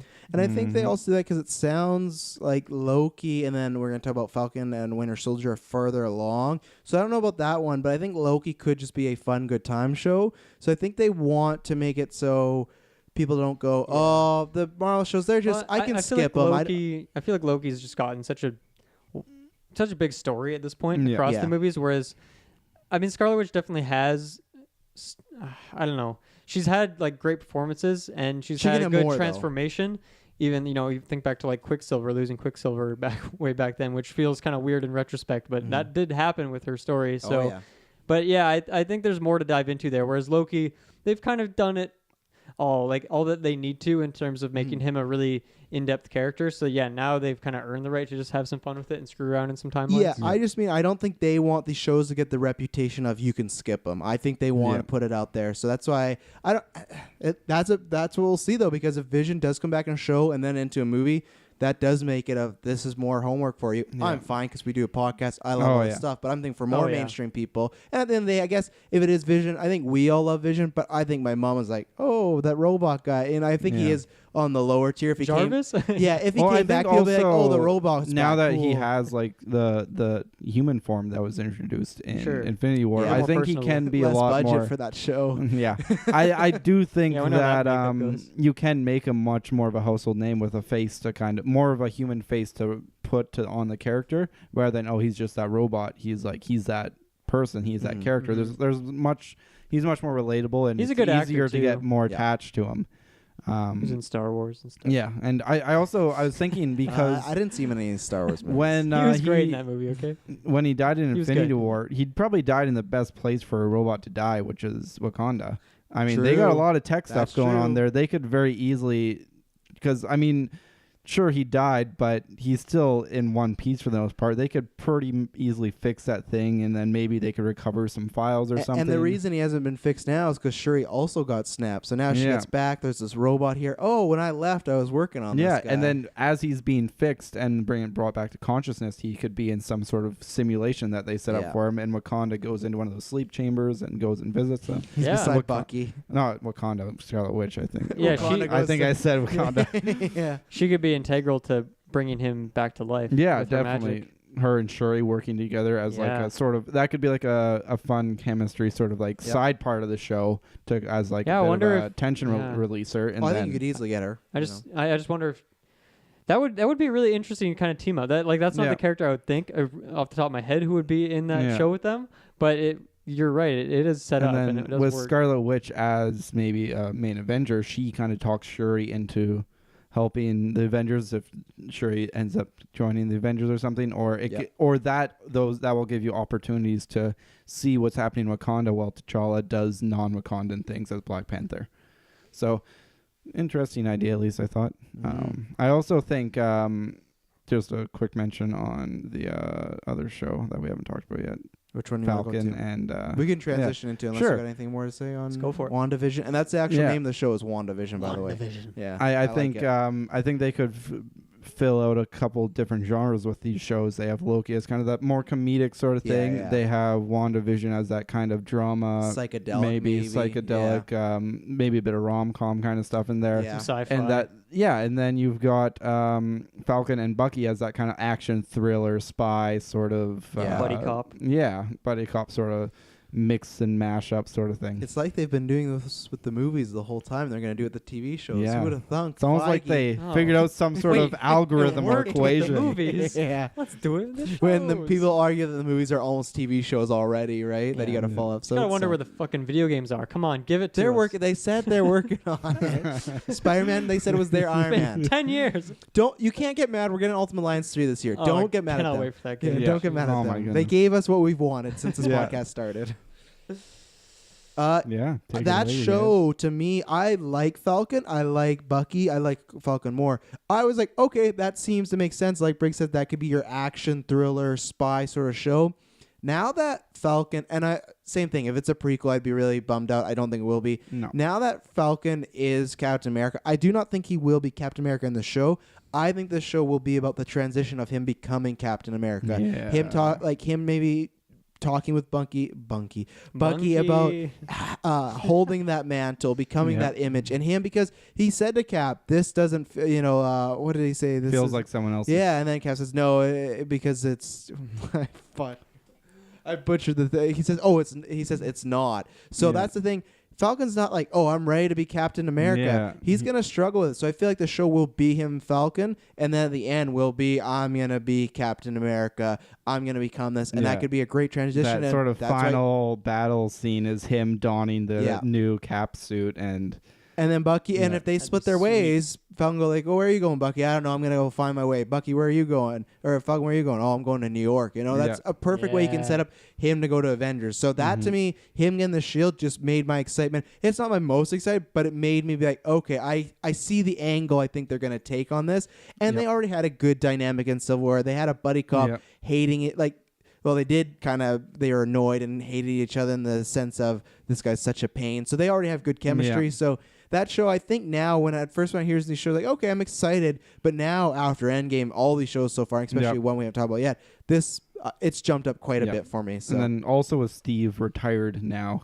Do we see an old Steve maybe? I mean, we could. I don't think Steve, but I think I agree with it's you. more of a bonding point for them. They both had a really strong relationship with him, and with him retired or gone or whatnot, there's a lot they can do with that as far as character dynamics and working together. Mm-hmm. Yeah, this one's an interesting one for me. It's like I'm not super excited for it just based on the characters where they are right now, but I think it's a really good show to have because obviously Falcon's gonna be stepping into a much bigger pair of shoes in the next few years. So I think we really need it's finally time to get his backstory and learn some more about him as a guy because he's kind of had a little more simple story so far. And then Bucky. I don't know. I feel like with every movie, the last like 3 or 4, I've really gone down and down. He's just not really that interesting. Like he in Infinity I would War, say his screen time has also gone down and down. it's though, gone down so, a lot. So Like, maybe the show will help with that. I as felt well. like him. I felt like he was the only character in Infinity War, off the top of my head at least, that like didn't get a cool moment. And I agree. In And Endgame, he was one Endgame, of he like the didn't 4 or either. 5 characters that didn't get a moment at all either. Mhm. So it's been a while since like there's been some really good Bucky moments. Yeah. So I'm excited to like dive back in and see how they want to progress that character, because I think he's kind of just been in this flux for a few years now, and they I really need a agree. new direction with him, or else what's really the point of having him? Like Maybe they kill him off in the show, to be honest. Yeah. Like I think if you do that, then Cap's definitely in the show. I think he'll be there for a funeral or some something. memorial, or I think it'd be Yeah. like a it would be I don't it want would to see just be Cap like go those through two. another funeral. Yeah, so maybe they won't kill him off. They won't. I agree with you in the sense because I don't think they'd kill him off in a TV show. No. A character that's like, yes, he's not super big right now, but he's had quite the story. on the He's come been up. in I what agree. 5 or 6 of the MCU movies? 6. Yep. They've definitely laid been there some since phase solid 1. groundwork for him. Yeah, and yeah, he has. yeah, like they've laid a lot of groundwork for him, and Yeah. to just like throw away that groundwork in a TV show. And they Yeah, can really it's good. dive deep Yeah. into his hurt past again some more, and maybe that will be a good bonding point. Maybe that'll dive like into what Falcon's past is. Maybe he's had some traumatic past that we just have no idea about, and that through Bucky sharing his stories and then Falcon being comfortable to open up. Maybe that's a way to dive into his story as well. Well, also remember Winter Soldier, how Steve met Falcon. Well, okay, was the running, but then after how he tracked him down, is Falcon was running PTSD meetings with fellow soldiers. And I forgot about that. Yeah, if anyone Good call. has stories that they want to tell and get out of their mind, is Bucky, because the line I always remember is Iron Man in Civil War when he's attacking him at the very end. He says, "Do you even remember my parents?" He says, "I remember everybody." So it's not like they wiped his mind. He just couldn't control his body. He killed all those people, but they're all in his mind. And he has to live with everything he that's did. hard. He can't just turn a blind eye to it. And I think, like Dylan was alluding to, in a movie, they do drop those lines that he is struggling with it and having a tough time. But in a movie, unless it is the Bucky movie, you can't get into him being super Yeah, depressed. it's just hard to picture like in this movie or Infinity War. When like, would you when? take? Yeah, when would you take the 5 minutes That's for him not to worth talk? it. You Yeah. can't give him that similar arc that Thor had in Infinity War. So that's where TV show comes up Yep. perfectly. So Do you guys, other than Cap as a possibility, do you have any predictions on who I else could might see pop up in that show? Nick Rocket Fury? making an appearance with Rocket? I don't know, just No, jokes no, about no. his arm He's in and space. stuff.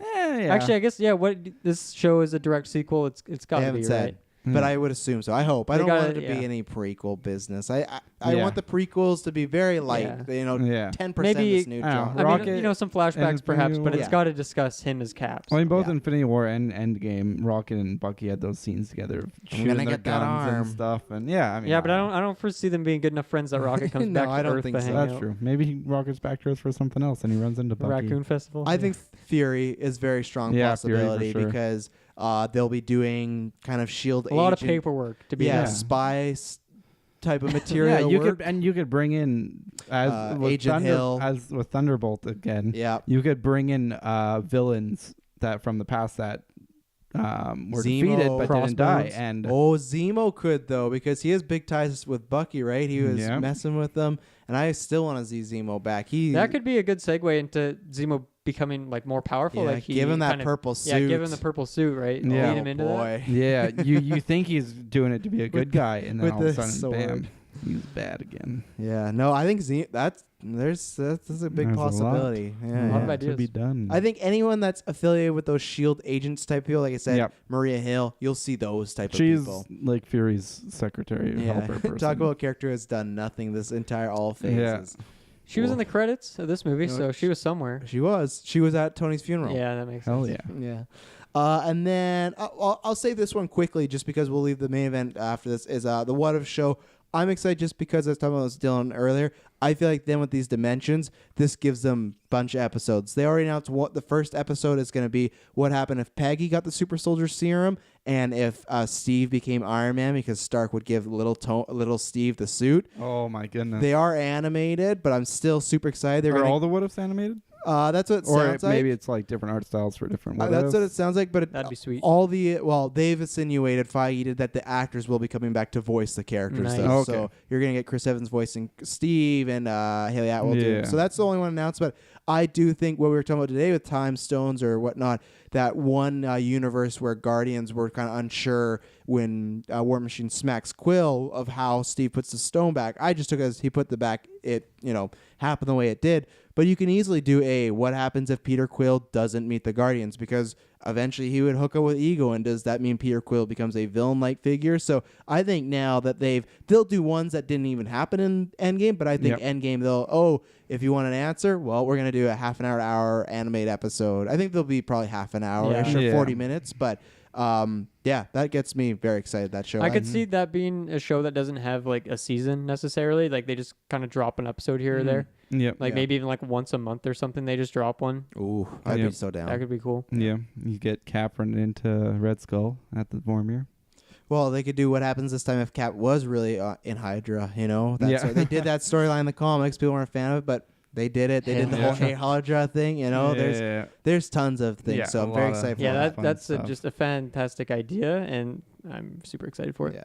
And then finally, I left this just because I'm a little biased because I love Endgame because they gave Hawkeye such great time. The Hawkeye TV show, which it's still rumored. Loki, Feige has said, WandaVision, and then Falcon and Winter Soldier have all been confirmed. Hawkeye has not, but it's been rumored multiple times through big sources, Deadline, Hollywood Reporter. Even today, this new report that came out, it's still in there. I think the reason is it was more rumors because they want to not spoil his fate, and I do think that one's not as far along as the other ones. I think that could be maybe a year or two of Disney Plus, but I'll let you guys go first, but I'm very excited for the show. I'm super excited to see more of Hawkeye, and just I'm curious as to what they're gonna do with it. The rumor is he is training. Yeah, it's gonna be training a protege. That makes sense. That's the rumor right now. I don't know if it's his daughter. I don't know if it is actually Kate Bishop. Pass down the old bow. Yeah, but it is him training a protege to work their way up.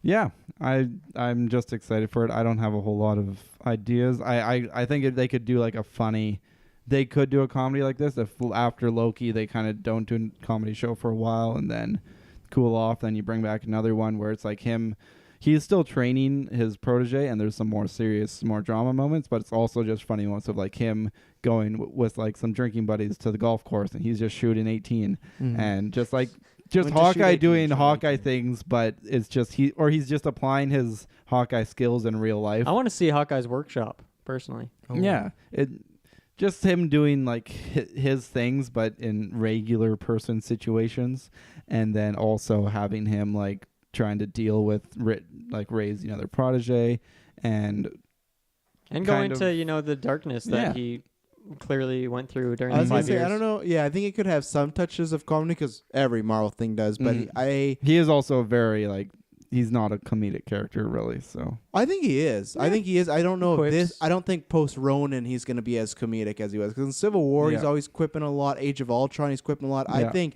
And I really hope we get Linda Cardellini in the show. I desperately hope so. I love Linda Cardellini. With all the kids and everything like that. So I think there could be. I think it'll start with a protege, but I think it will end up with a protege. But I think the first few episodes could just be him trying to get back to regular life. Yeah, those back kids to retirement. They were gone for 5 years, so that has to be emotional. Trying to catch them up on everything that's happened. He killed.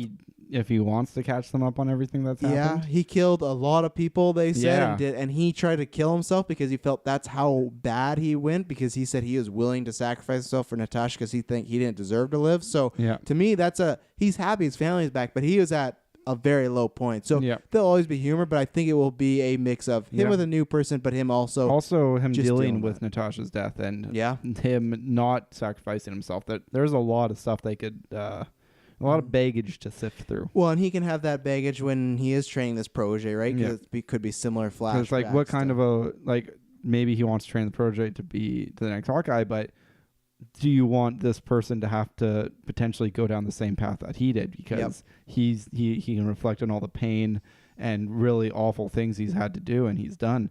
Then does he want that sort of a life for this person who is, I would assume, is close to him that he's raising as a protege? Yeah. Yeah, there's a lot to jump into when it comes to the Hawkeye show. I'm curious what direction they try to take it. Yeah.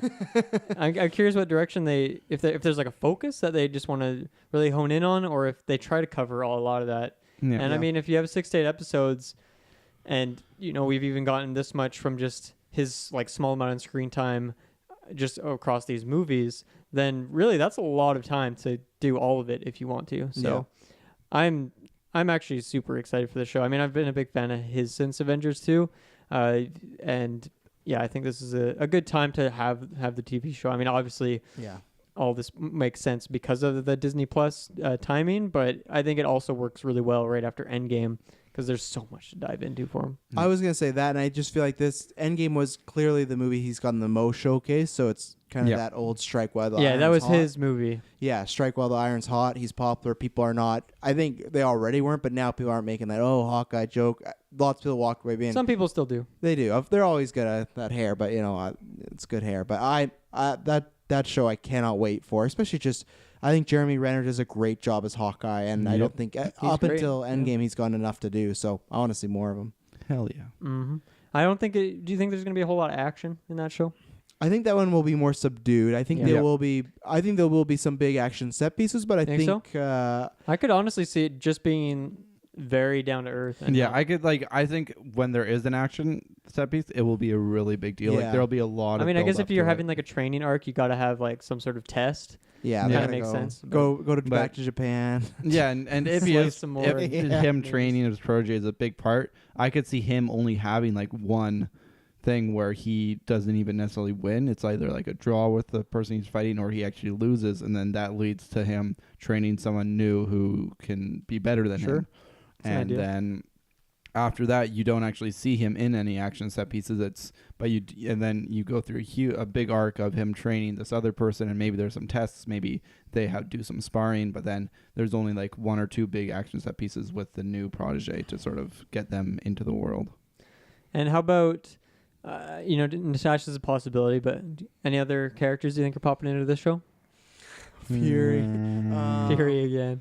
I could see maybe Hulk. Maybe they will have some conversation about Black Widow. Yeah, maybe. It depends where Hulk is. I don't really foresee maybe he meets up with old Steve Rogers. He just for golf. Every show. No, for he's just he's relegated to the TV shows. Chris Evans. Yeah. Come on, old Steve. You're coming. He's like, I thought I was done with this character. Now I gotta play an old man. Loki, now he's got to play an old man. Yeah. I think, I hate to say that, just Fury, but I think you could have a scene of Fury asking him if he wants to get back in the field, and Hawkeye be like, no, I'm done. And that's where maybe he does take on. How many times have you asked me that question, Nick? Yeah, and maybe that's where I don't know how he meets the protege. If it is his daughter, then that's obviously the natural setup. But if it is a Kate Bishop, maybe it's just, hey, this girl has potential. It's got to be the daughter, right? They already set that up. Maybe, but she's the director's daughter. She's not an actress. No, well, it wouldn't be that actress. It'd be like her in a couple of years, I would think. Yeah. I guess they could age her up. Maybe. Yeah, that's true. Yeah. I don't think they'd have an Avenger with braces. So yeah, you never know. There are the young Avengers. They could also go for some really tragic past where the daughter was snapped, and then her parents died from some accident while she was snapped, and she comes back, and her parents aren't alive anymore. Yeah, that's how I think we could get Fury. Is he introduces if it's not Hawkeye's daughter, he could introduce this person of, hey, we see lots of potential in her, and she could also be similar to Natalie of maybe she's done some shady things, and it's just why I don't know if I want to do this. And he goes, you're the best person to do this because look at who your best friend was, and that's how you tie Natasha. So there's a chance, but I think you're right that her, shooting the bow at the beginning was, kind of a kind of built up towards that sort of thing. I think they could go either way. But it could also just be him bonding with his daughter because he doesn't want to put that kind of a life on her. Well, I was gonna say, does he want her to go through what he does? So maybe she's like, no, you go be a librarian. I'm good at archery. You be anything. And he could just be training her to protect herself. Like same way. I don't think Tony. Briggs wants it. I don't think Tony was training Pepper to be an ex-Avenger. Hey, if I'm gone or something happens again, you have a suit, you're ready to go. I do feel like when the daughter got a clean bullseye in that opening scene, it's like that's kind of foreshadow that she's already good. It's like the same reason you're saying Iron Man's daughter is already talking about science. Yeah. She knows the number 3000. This girl's already hitting bullseyes. Yeah, true. Yep. And she's got braces on. I'm down for it either way. Yep. Could be anything. Anything else to shout in this Phase 4? I think we covered everything, but I think This was was a good a cast. this is a very Yeah. long episode. yeah. This is a I've been really watching good episode to come the back on. sky darken out that window now. Oh yeah, there's a lot to cover, and I've been waiting because we've been saying, "Oh, we'll talk about this after Endgame, talk about this," and now Yeah, it's out but there. I've been hungry to get back on the mic. Yeah, and it's Yeah. good because the next few weeks we got Mm. next week we got, and I'll get in the plugs. We got Detective Pikachu, which Is that next week? that is Oh next week. no! Oh snap! So, are you here for That's that? interesting. I don't think you're hard missing maybe. much. Hard maybe. Even though it's actually getting good reviews, so you know what? I want to Good for see them. it. I think it could be enjoyable. And then after When you I think Detective Pikachu is going to do all right. I and then want to go. Sonic- I want to do the review. I think but Detective Pikachu is going to do all right, and then Sonic just comes in and it's like, maybe not. Dylan's a big fan of that Sonic trailer. There's a I wouldn't say there's big a fan. trailer. I just said I didn't hate it. That's what There's I a said. trailer. I got to watch this. Yeah, Oh, you haven't I watched don't it? even want to tell No. you, but the song Yeah, don't choice is spoil it. interesting. Don't spoil it. I'm not, but the song Good. choice is. All right, I'm Sorry. excited for this. Let's just say it's not Sonic 2 music. All right. And then after that, Dylan, this isn't exciting for you, but there's going to be Aladdin, and then after that's X-Men Dark Phoenix. The next few months, we got lots of movies, so that's why I'm glad And we did we'll this. do that. We'll do that Marvel Ultimate Alliance fan Dreamcast again. I mean, we have one out there, but Yeah. that was also a while ago. Or We'll do another one. We can talk at least about the roster that's been announced, because I think the roster is almost pretty full. Okay. Yeah, but DLC is mandatory. Oh, fair enough. Yeah, Oh, yeah. fair enough. But that's Oh, yeah. why... We'll talk about what story. I mean, I guess Thanos is already kind of the main storyline. It seems. Yeah, But that's why I'm glad we did this, because we're not going to have many newscasts coming up, because it's kind of like it's in the summer when we get all these movies, and then E3 is going to be here, Yeah. and then Comic-Con's it going to happens be fast. here. July's a big month. Yeah, so that's a problem. Not a problem. That's a good thing with us, you know. Lots of good Thankfully, content we coming up. love doing this. Oh, yeah. So it makes all of it. But I mean, It's it's almost a, there. it's a problem for when we can squeeze newscasts, because we're always trying to cheap plug, do Patreon stuff. Yeah. After 9, we'll hopefully be coming back, because we were very busy last month. All of us, we were Yep. trying to do other My retros, bad. and even then, there's still stuff up there. Almost I think there's 2 left to go up there, but tons of X-Men retros are up there, Star Wars retros. So Yeah, go it's check out not. the X-Men retros. Yeah, they're not. It's not. Nothing to Empty in see there. It's not empty in there. There's still I'm about to put 3 X-Men retros up this weekend. So you got tons of stuff coming to Patreon. Go down the description down below and find our Podio feeds that I've been calling them lately. Audio. Podcast I like audio. It was a mistake. Hell That's yeah. checking the X-Men retro. Find out why I made that mistake. Video, go to YouTube. Thank you for all the new The best things are subscribers. mistakes. We've bumped over. We were almost at I don't know. I think it's almost at 100 subscribers. So thank you very much for not 100, but we've got 100 more. So thank you very much for that. And yeah, anything you guys want to say before we get out of here? Oh. Good to have you back, Mus. Yeah. Thanks Good to for have having this me. man. Thanks for allowing in the me room, back in that into- chair on the Yeah. mic. We did take a vote while you're gone. Should we allow Mus? And it was 3-2. 3-2. Yeah. Tell me who voted where. Taylor and Kirkland vote against you. Really? Against- wait, what was this for? To allow Dylan Muss back on the Yeah, cast? So you guys voted for me, and Yeah. so did They wanted to Jessica. replace you with 100% you're Kyle. in. And Kyle. Yeah, Kyle's just not allowed to vote. He's no longer on the voting Well, chamber. no, he's officially he's out of the. He doesn't have a stock anymore. Remember? Yeah, I know he's gone and all, but he's not gone yet. I mean, it's pretty close, isn't it? He's 2 more weeks. He's gone Yeah, for yeah, 6 that's- months. That's Oh, not no. long. Yeah. That's not long. Sorry, Kyle. Poor guy. When you hear from us next, it'll not be boring. Thank you for the whole weekend.